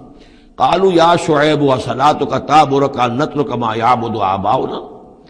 انہوں نے کہا اے شعیب کیا تمہاری نماز تمہیں اس بات کا حکم دیتی ہے کہ ہم چھوڑ دیں ان کو کہ جن کو پوجتے تھے ہمارے آباء و اجداد؟ اگرچہ حضرت شعیب کی گفتگو میں تذکرہ نہیں ہے، لیکن یہ کہ وہ کامن مرض جو ہے، مشترک مرض، بیماری، وہ تو موجود تھا، یعنی وہ شرک۔ او ان نفعل فی اموالنا ما نشاء، یا یہ تمہاری نماز جو ہے تمہیں روکتی ہے، حکم دیتی ہے اس بات کا کہ ہم اپنے مال میں جو چاہے نہ کر سکیں۔ ہمارا مال ہے، یہ جو آج بھی دنیا میں تصور ہے، سیکریٹ رائٹ آف اونرشپ، میرا مال ہے میں جو چاہوں کروں، اسی سے پھر وہ ساری خرابیاں پیدا ہوتی ہیں۔ مال آپ کا ہے، اللہ کی امانت ہے، آپ کے پاس ہے، مالک اللہ ہے، لیکن اس میں اللہ کے حکم کے مطابق تصرف کرنا ہے۔ یہاں کوئی سیکریٹ رائٹ آف اونرشپ نہیں ہے۔ یو آر ٹرسٹیز، یہ امانت چند روزہ نزد ماست، در حقیقت مالک ہر شے خداست۔ یہ تو چند دن کی ایک امانت ہے تو ہمارے پاس جو ہے، ورنہ حقیقت میں تو مالک حقیقی ہر شے کا اللہ ہے۔ تو جب انسان مالک اپنے آپ کو سمجھتا ہے فی اموالنا، تو پھر ما نشاء، جو ہم چاہیں گے کریں گے۔ اور نفعل فی اموالنا ما نشاء، تو تم ہمیں روکنا چاہتے ہو اس چیز سے۔ تمہاری نماز اور دینداری جو ہے، اس نے تمہیں یہی سکھایا ہے کہ ایک تو ہمارے معبودوں سے ہمیں برگشتہ کرو، اور دوسرے یہ کہ ہمیں یہ کہو یہ کرو یہ نہ کرو۔ ہمارے مال ہیں، ہم جیسے چاہیں گے اس کے اندر معاملہ کریں گے۔ انک لانت الحلیم الرشید، ہاں ایک ہی تم ہی تو رہ گئے ہو کہ جو بہت نیک ہو، باوقار ہو، باقی تم ہم پر تنقیدیں کر رہے ہو، ہمیں کہہ رہے ہو کہ ہم غلط کام کر رہے ہیں۔ قال یا قوم ارأیتم ان کنت علی بینۃ من ربی، انہوں نے وہی بات فرمائی میری قوم کے لوگوں، سوچو اگر میں پہلے سے بھی اپنے رب کی طرف سے بینہ پر تھا، میری فطرت صحیح تھی، میرا کردار صحیح تھا، میں تمہارے ہاں ایک نیک انسان کی حیثیت سے معروف تھا، جیسے حضور الصادق الامین کی حیثیت سے متعارف تھے، وَرَزَقَنِي مِنْهُ رِزْقًا حَسَنًا، اور اللہ تعالیٰ نے اور اپنے پاس سے مجھے اچھا رزق دیا ہے، وحی آئی ہے، نبوت مجھے مل گئی ہے، وَمَا أُرِيدُ أَنْ أُخَالِفَكُمْ إِلَىٰ مَا أَنْهَاكُمْ عَنْهُ، اور میں یہ ہرگز نہیں چاہتا کہ جس چیز سے تمہیں میں روک رہا ہوں، تمہیں اس سے روک کر میں خود وہی کام کرنے لگوں۔ ان اريد الا الاصلاح، میں نہیں چاہتا سوائے اصلاح کے، مستطاعت ہو، جتنا بھی میرے امکان میں ہو۔ وما توفیقی الا باللہ، اور میری توفیق تو ہے تو اللہ ہی کی طرف سے ہے، جو بھی میرے اندر ہمت ہے، جو بھی استقامت ہے، اور جو بھی مجھ سے کام بن رہا ہے وہ اللہ کی طرف سے ہے۔ علیہ توکلت، تو میں نے اسی پر توکل کیا ہے، وإلیہ انیب، اور اسی کی طرف میرا رجوع کرنا ہے۔ وَيَا قَوْمِ لَا يَجْرِمَنَّكُمْ شِقَاقِي أَن يُصِيبَكُم مِّثْلُ مَا أَصَابَ قَوْمَ نُوحٍ أَوْ قَوْمَ هُودٍ أَوْ قَوْمَ صَالِحٍ وَمَا قَوْمُ لُوطٍ مِّنكُمْ بِبَعِيدٍ صدق اللہ العظیم۔ رب اشرح لي صدری ويسر لي أمری واحلل عقدة من لسانی يفقهوا قولی۔ اللهم ربنا ألهمنا رشدنا وأعذنا من شرور أنفسنا، اللهم أرنا الحق حقا وارزقنا اتباعه وأرنا الباطل باطلا وارزقنا اجتنابه، اللهم ربنا آنس وحشتنا في قبورنا وارحمنا بالقرآن العظيم، اللهم اجعله لنا إماما ونورا وهدى ورحمة، اللهم ذكرنا منه ما نسينا وعلمنا منه ما جهلنا، وارزقنا تلاوته آناء الليل وآناء النهار واجعله لنا حجة يا رب العالمين آمین۔ رمضان مبارک کا پہلا عشرہ مکمل ہو جانا آپ سب حضرات کو مبارک ہو۔ آج کے شب سے دوسرا عشرہ شروع ہو رہا ہے۔ پہلے عشرے کو حضور نے عشرہ رحمت قرار دیا ہے، اور یہ عشرہ مغفرت ہے۔ سورہ ہود کے 8ویں رکوع میں جو مضمون چل رہا تھا، حضرت شعیب علیہ السلام اور ان کی قوم کے مابین جو رد و قدح کی تفصیل بیان ہو رہی تھی، اس میں ایک اہم نقطہ آیا ہے، وَيَا قَوْمِ لَا يَجْرِمَنَّكُمْ شِقَاقِي، اور دیکھو اے میری قوم کے لوگوں، تمہیں میری دشمنی، میرا ذاتی بغض اس بات پر آمادہ نہ کر دے کہ تمہارا وہ انجام ہو جائے ان یصیبکم مثل ما اصاب قوم نوح، کہ تم پر بھی وہی عذاب آئے اللہ کا جیسا کہ آیا تھا قوم نوح پر، او قوم ہود، او قوم ہود، یا جو آیا تھا قوم ہود پر، او قوم صالح، یا جو آیا تھا قوم صالح پر، لوط منکم ببعید، اور قوم لوط تو تم سے زیادہ دور بھی نہیں۔ یہ چار جو ہیں قوموں کے اوپر عذاب آ چکا تھا حضرت شعیب علیہ السلام کی قوم پر عذاب آنے سے پہلے،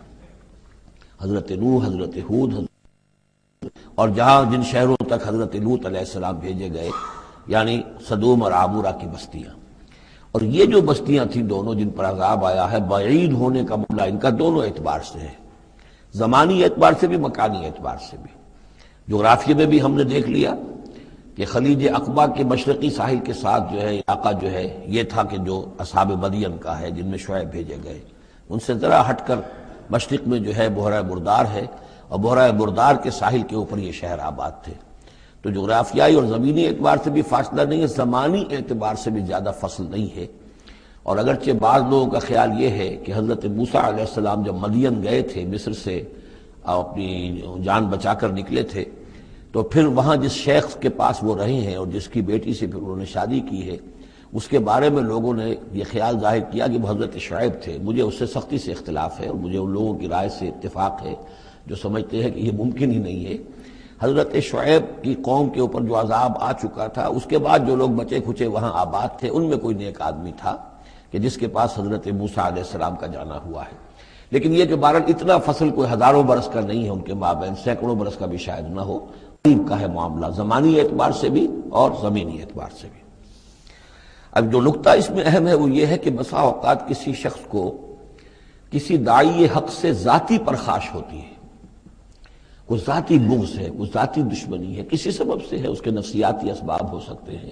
اور بہت سے اسباب ہو سکتے ہیں، اور صرف ایک ذاتی پرخاش کی وجہ سے وہ اس کی دعوت کو رد کرتا ہے، اس کی مخالفت پر کمر بستہ ہو جاتا ہے، اس کی دشمنی اختیار کرتا ہے۔ نتیجہ کیا ہے؟ اس کا کچھ نہیں بگاڑتا، اپنے آپ کو برباد کر لیتا ہے، اپنی تباہی کو دعوت دیتا ہے۔ تو اے میری قوم کے لوگ، میری زدم زدہ میں تم کہیں اس انجام سے دوچار نہ ہو جانا، ایسا نہ ہو کہ میرا بغض اور میری عداوت جو ہے، وَيَا قَوْمِ لَا يَجْرِمَنَّكُمْ شِقَاقِي أَن يُصِيبَكُم مِّثْلُ مَا أَصَابَ قَوْمَ نُوحٍ أَوْ قَوْمَ هُودٍ أَوْ قَوْمَ صَالِحٍ وَمَا قَوْمُ لُوطٍ مِّنكُم بِبَعِيدٍ وَاسْتَغْفِرُوا رَبَّكُمْ، اور دیکھو استغفار کرو اپنے رب سے، ثُمَّ تُوبُوا إِلَيْهِ، پھر اس کی طرف رجوع کرو، اس کی طرف آگے بڑھو، اس کی اطاعت کرو، اس کی فرمانبرداری کرو۔ ان ربی رحیم ودود، یقیناً میرا رب رحیم بھی ہے، ودود بھی ہے، محبت فرمانے والا ہے۔ قال یا شعیب ما نفقہ کثیرا مما تقول، ان کا کہ اے شعیب تم جو کچھ کہتے ہو اس کی اکثر بات تو ہماری سمجھ میں نہیں آتی، کیا کہہ رہے ہو تم؟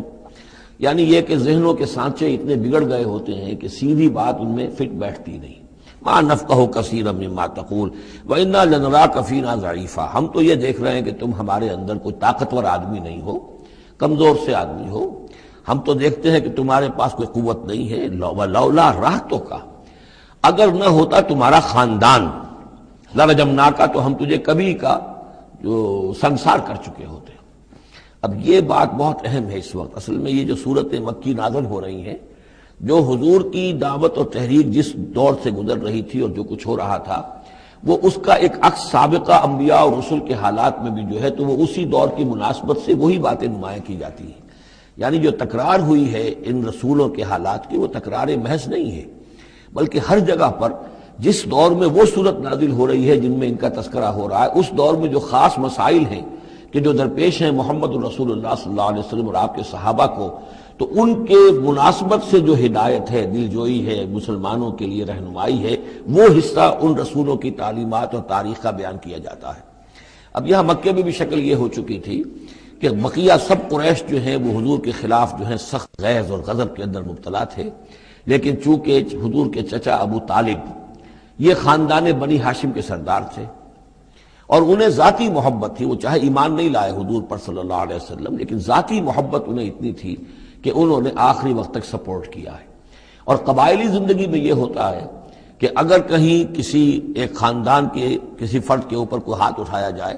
تو پھر وہ خاندان انتقام لیتا ہے۔ اس کا مطلب یہ ہوتا کہ وہ حضور کے خلاف وہ کوئی اقدام کرتے ہیں تو گویا کہ ان فائٹنگ شروع ہو جائے گی، داخلی خانہ جنگی شروع ہو جائے گی بنو ہاشم کی ان لوگوں کے خلاف کہ جو ہم حضور کو کوئی غضب پہنچائیں، نقصان پہنچائیں۔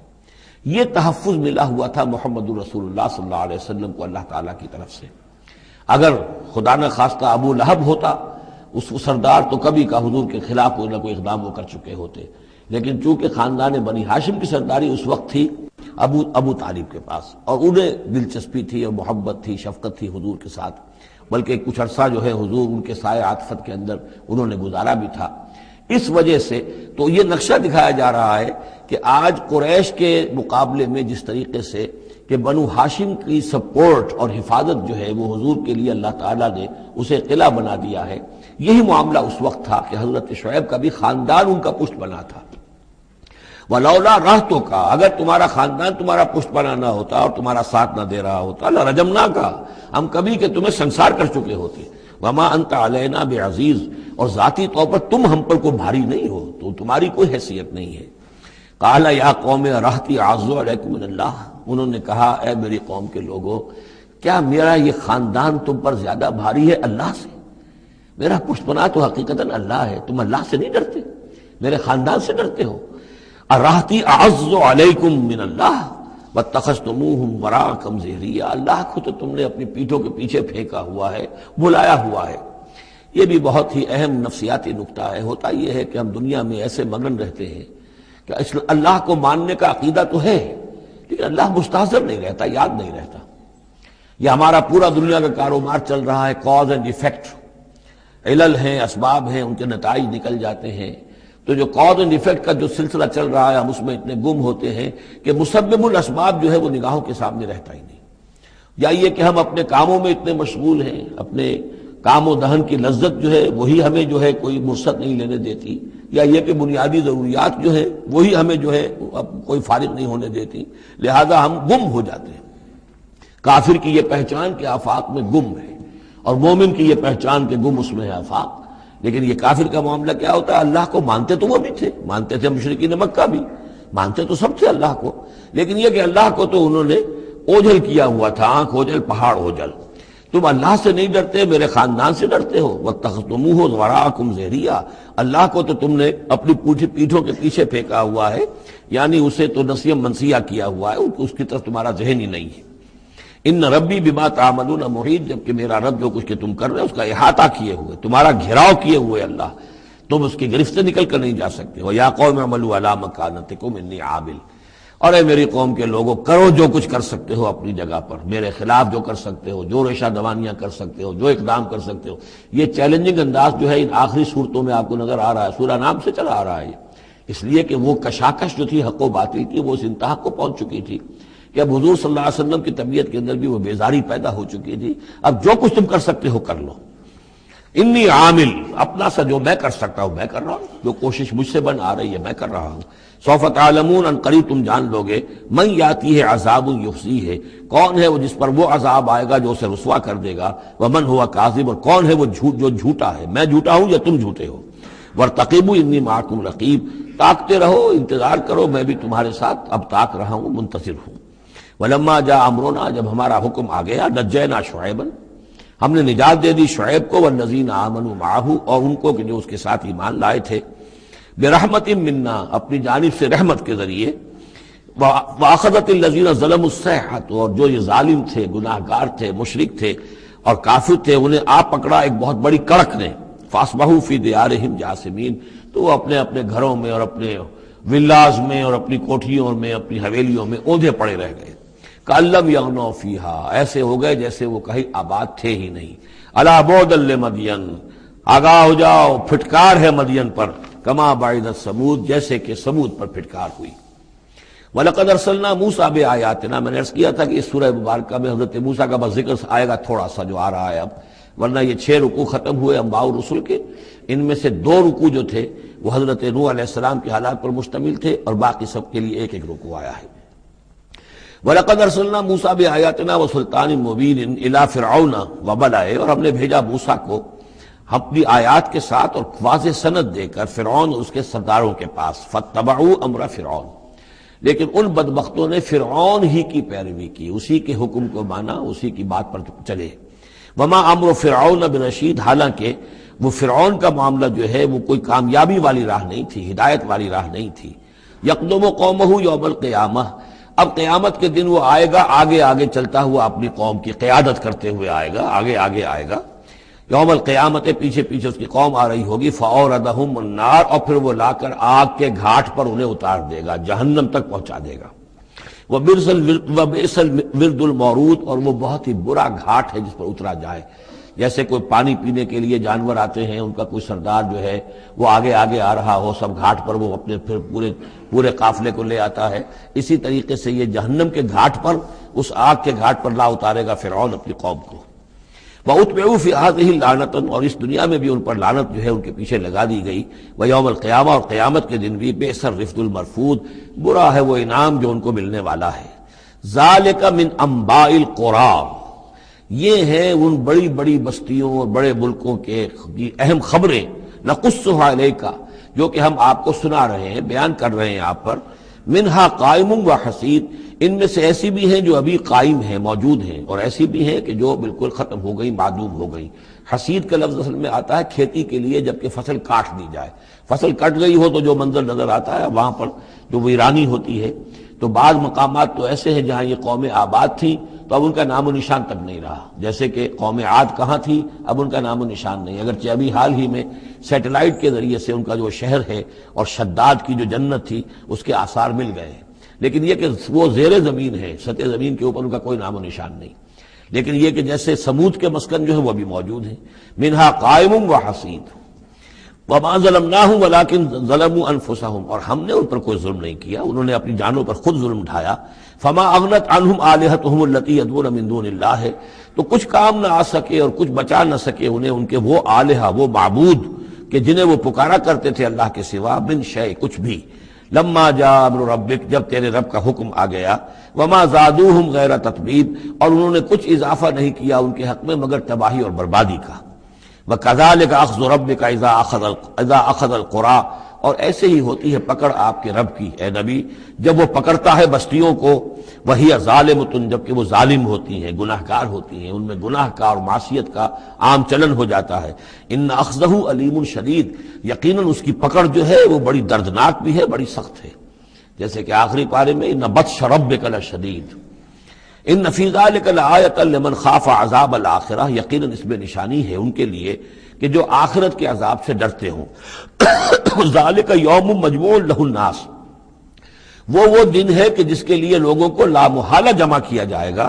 وذالک یوم مشہود، اور وہ دن ہے پیشی کا، سب کو پیش ہونا ہے۔ وما نؤخرہ الی اجل معدود، اور ہم اسے ایک وقت معین تک کے لیے مؤخر کیے ہوئے ہیں، ایک وقت معین ہے اس کا، معدود ہے، گنتی کی گئی ہے اس کی، یہ نہیں ہے کہ کبھی نہیں آئے گا، آئے گا وہ دن۔ یوم یاتی، جس دن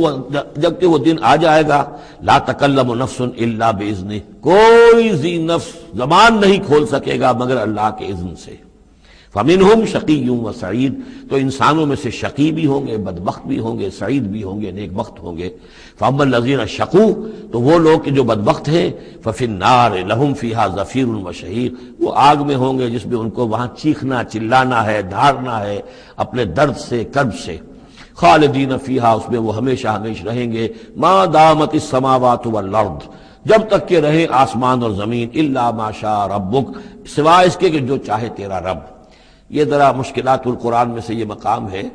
یہ واحد مقام ہے کہ جہاں خالدین فیہا ابدا یا خالدین فیہا، اس میں کچھ استثناءات بھی آئی ہیں کہ کب تک یہ رہے گا، جہنم کب تک رہے گی، ما دامت السماوات والارض، جب تک آسمان اور زمین رہیں۔ اب اس سے مراد ابدیت بھی ہو سکتی ہے، اور اس میں کوئی اشارہ بھی ہو سکتا ہے کہ شاید کبھی کوئی وقت آئے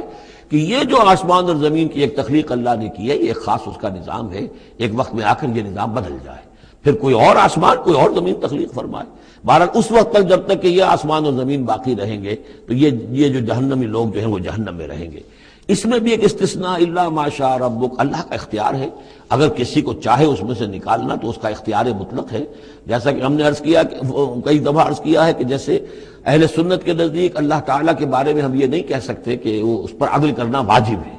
لیکن یہ کہ وہ عدل کرے گا، اسی طریقے سے یہ بات کہ اللہ تعالیٰ کا اختیار مطلق ہے، وہ کسی کو چاہے تو نکال لے، لیکن ہم یہ جانتے ہیں کہ کفار کے لیے یہ جہنم جو ہے وہ ابدی ہے، اللہ نکالے گا نہیں، واللہ عالم۔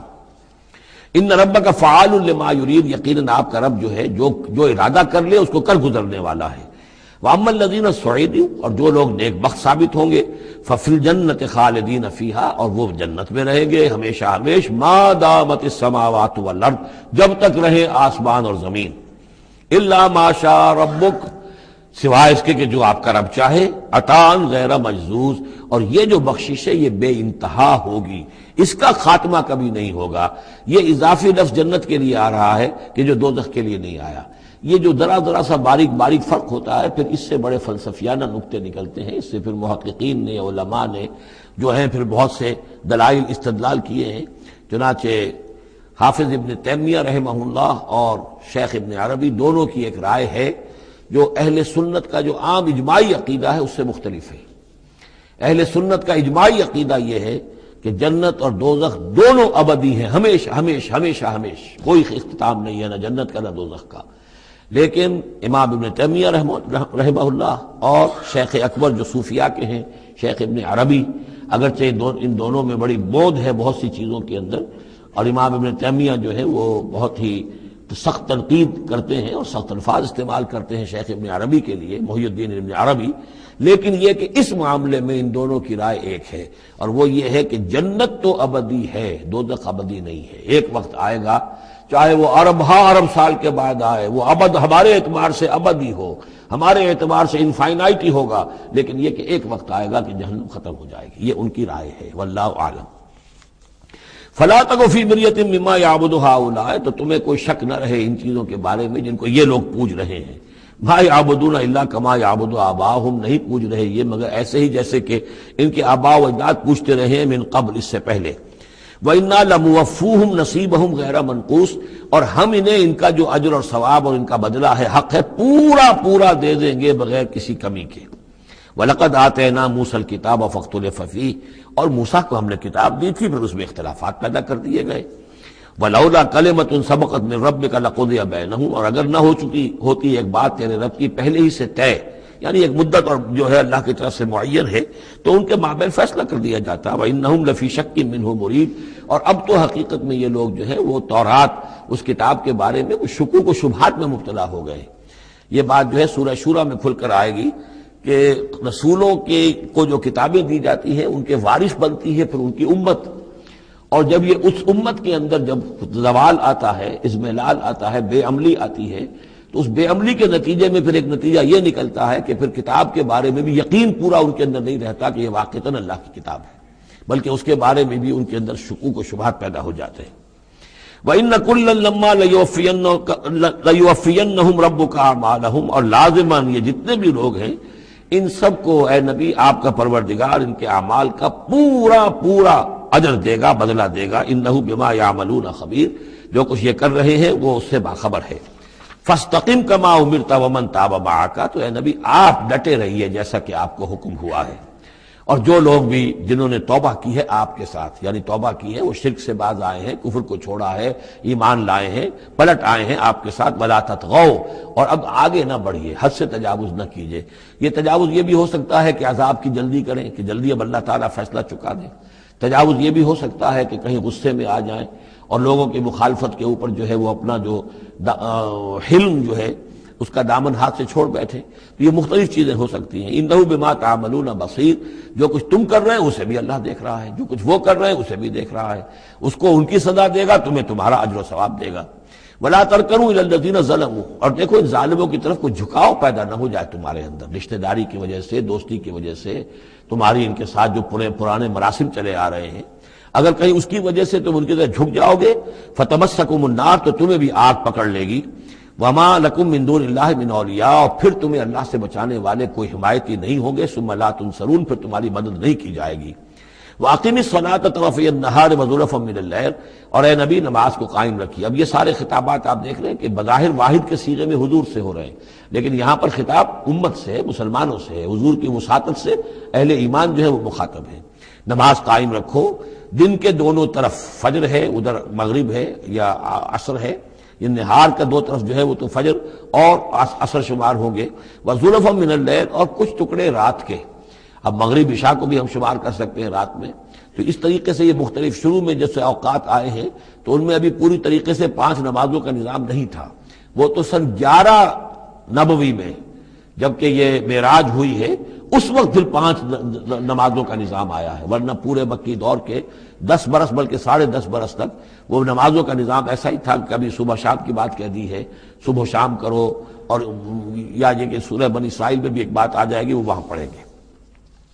وَأَقِمِ الصَّلَاةَ طَرَفَيَ النَّهَارِ وَزُلَفًا مِّنَ اللَّيْلِ إِنَّ الْحَسَنَاتِ يُذْهِبْنَ السَّيِّئَاتِ، یقیناً نیکیاں بدیوں کو دور کر دیتی ہیں۔ ذَلِكَ ذِكْرَىٰ لِلذَّاكِرِينَ، اور یہ یاد دہانی ہے یاد رکھنے والوں کے لیے۔ وَاصْبِرْ فَإِنَّ اللَّهَ لَا يُضِيعُ أَجْرَ الْمُحْسِنِينَ، اور صبر کیجئے، اور اللہ تعالیٰ محسنین کا، نیکی کرنے والوں کے صبر کو ضائع نہیں کرتا۔ فَلَوْلَا كَانَ مِنَ الْقُرُونِ مِن قَبْلِكُمْ أُولُو بَقِيَّةٍ، تو کیوں نہ ایسا ہوا کہ ہوتے ان قوموں میں جو تم سے پہلے تھی ایسے اولو بقیہ ہوتے،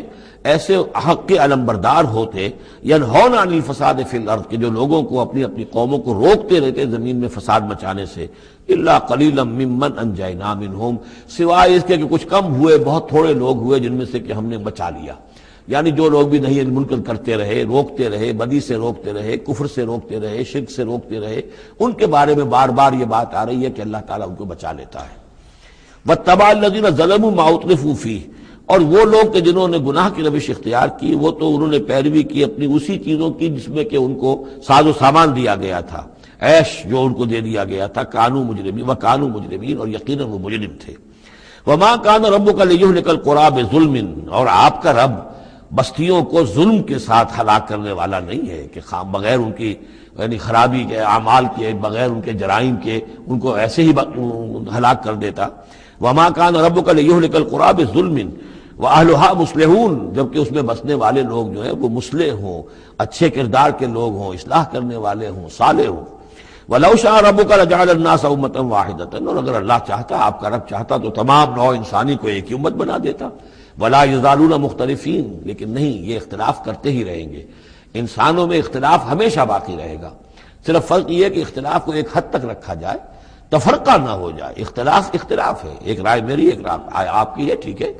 آپ کی رائے، آپ کے پاس یہ دلائل ہیں، آپ کا دل اس پر ٹھک گیا ہے، آپ اس پر عمل کیجئے۔ میرے پاس یہ دلیل ہے، میرا دل اس پر ٹھکتا ہے، میں اس حدیث کو زیادہ قوی سمجھتا ہوں، آپ نے اس کو زیادہ جو ہے مضبوط سمجھا ہے، کوئی حرج نہیں۔ میں بھی قرآن و سنت سے استدلال کر رہا ہوں، آپ بھی قرآن و سنت سے استدلال کر رہے ہیں۔ امام ابو حنیفہ نے بھی کیا ہے تو وہیں سے استدلال کیا ہے، امام شافعی نے بھی کیا، تو اختلاف ہے۔ تفرقہ نہ ہو کہ تم اور، من دیگرم تو دیگری، میں اور ہوں تم اور ہو، یہ تفرقہ جو ہے وہ کفر ہے۔ لیکن اختلاف لا یزالون مختلفین، وہ تو یہ ہے کہ گلہائے رنگا رنگ سے ہے رونق چمن، اے ذوق جہاں کو ہے زیب اختلاف سے۔ اختلاف جو ہے مونوٹنی اگر دنیا میں ہو تو طبیعت انسان کی محتاج ہے، یہاں تو یہ کہ رنگا رنگی ہو، تنوع ہو، تو اس سے ہی انسان جو یہاں کی جو زیبائش ہے اور رونقیں ہیں۔ ولا یزالون مختلفین الا من رحم ربک، سوائے اس کے کہ جس پر تیرا رب رحم فرما دے۔ ولذالک خلقہم، اللہ نے بنایا ہی اسی حساب سے ہے ان کو۔ دو افراد کے مزاج ایک نہیں ہے، دو افراد کے انگوٹھوں کی وہ یہ نشان ایک نہیں، لکیریں ایک جیسی نہیں ہیں، دو انسانوں کی شکلیں ایک جیسی نہیں ہیں، یہ تو اللہ تعالیٰ نے بنایا ہے تخلیق کے اندر۔ اب جینز کسی کے کچھ ہیں، کسی کے کچھ ہیں، کسی میں کچھ جو ہے اور اثرات آ رہے ہیں، کسی میں کسی اور طرح کے اثرات آ رہے ہیں۔ الناس کالمعادن، اور یہ تمام انسان بھی معدنیات کی طرح ہیں، تو اس طرح ہی اللہ تعالیٰ نے جو پیدا کیا ہے وہ ایک جیسی شے تو نہیں پیدا کی۔ وَتَمَّتْ كَلِمَةُ رَبِّكَ لَأَمْلَأَنَّ جَهَنَّمَ مِنَ الْجِنَّةِ وَالنَّاسِ أَجْمَعِينَ، اور تیرے رب کی یہ بات پوری ہو کر رہے گی کہ میں پر کر کے رہوں گا جہنم کو جنوں سے اور انسانوں سے، سب سے۔ یعنی اس نے جنت بنائی ہے، اس کو بھی اس نے آباد کرنا ہے اہل حق کے ذریعے سے، جہنم بھی تو بنا رکھی ہے، اس کا ایندھن بھی اسے درکار ہے۔ تو اس دنیا کے اندر جو کفار ہیں، مشرکین ہیں، گناہگار ہیں، جو عیاشیاں کر رہے ہیں، بدماش ہیں اور جو ظالم ہیں، یہ ظاہر بات ہے کہ جہنم کے لیے ایندھن ہے جو اللہ نے فراہم کیا ہے۔ وَكُلًّا نَقُصُّ عَلَيْكَ مِنْ أَنْبَاءِ الرُّسُلِ، اب یہ وہ اصطلاح آ گئی جس کا میں بار بار ذکر کر رہا تھا، انباء الرسل۔ اور یہ سب چیزیں جو ہم بیان کر رہے ہیں محمد آپ پر، یہ رسولوں کی بڑی اہم خبروں میں سے ہیں۔ حضرت نوح، حضرت ہود، حضرت صالح، حضرت لوط، حضرت شعیب، حضرت موسیٰ، یہ حالات جو بیان کر رہے ہیں، من انباء الرسل ما نثبت به فؤادک،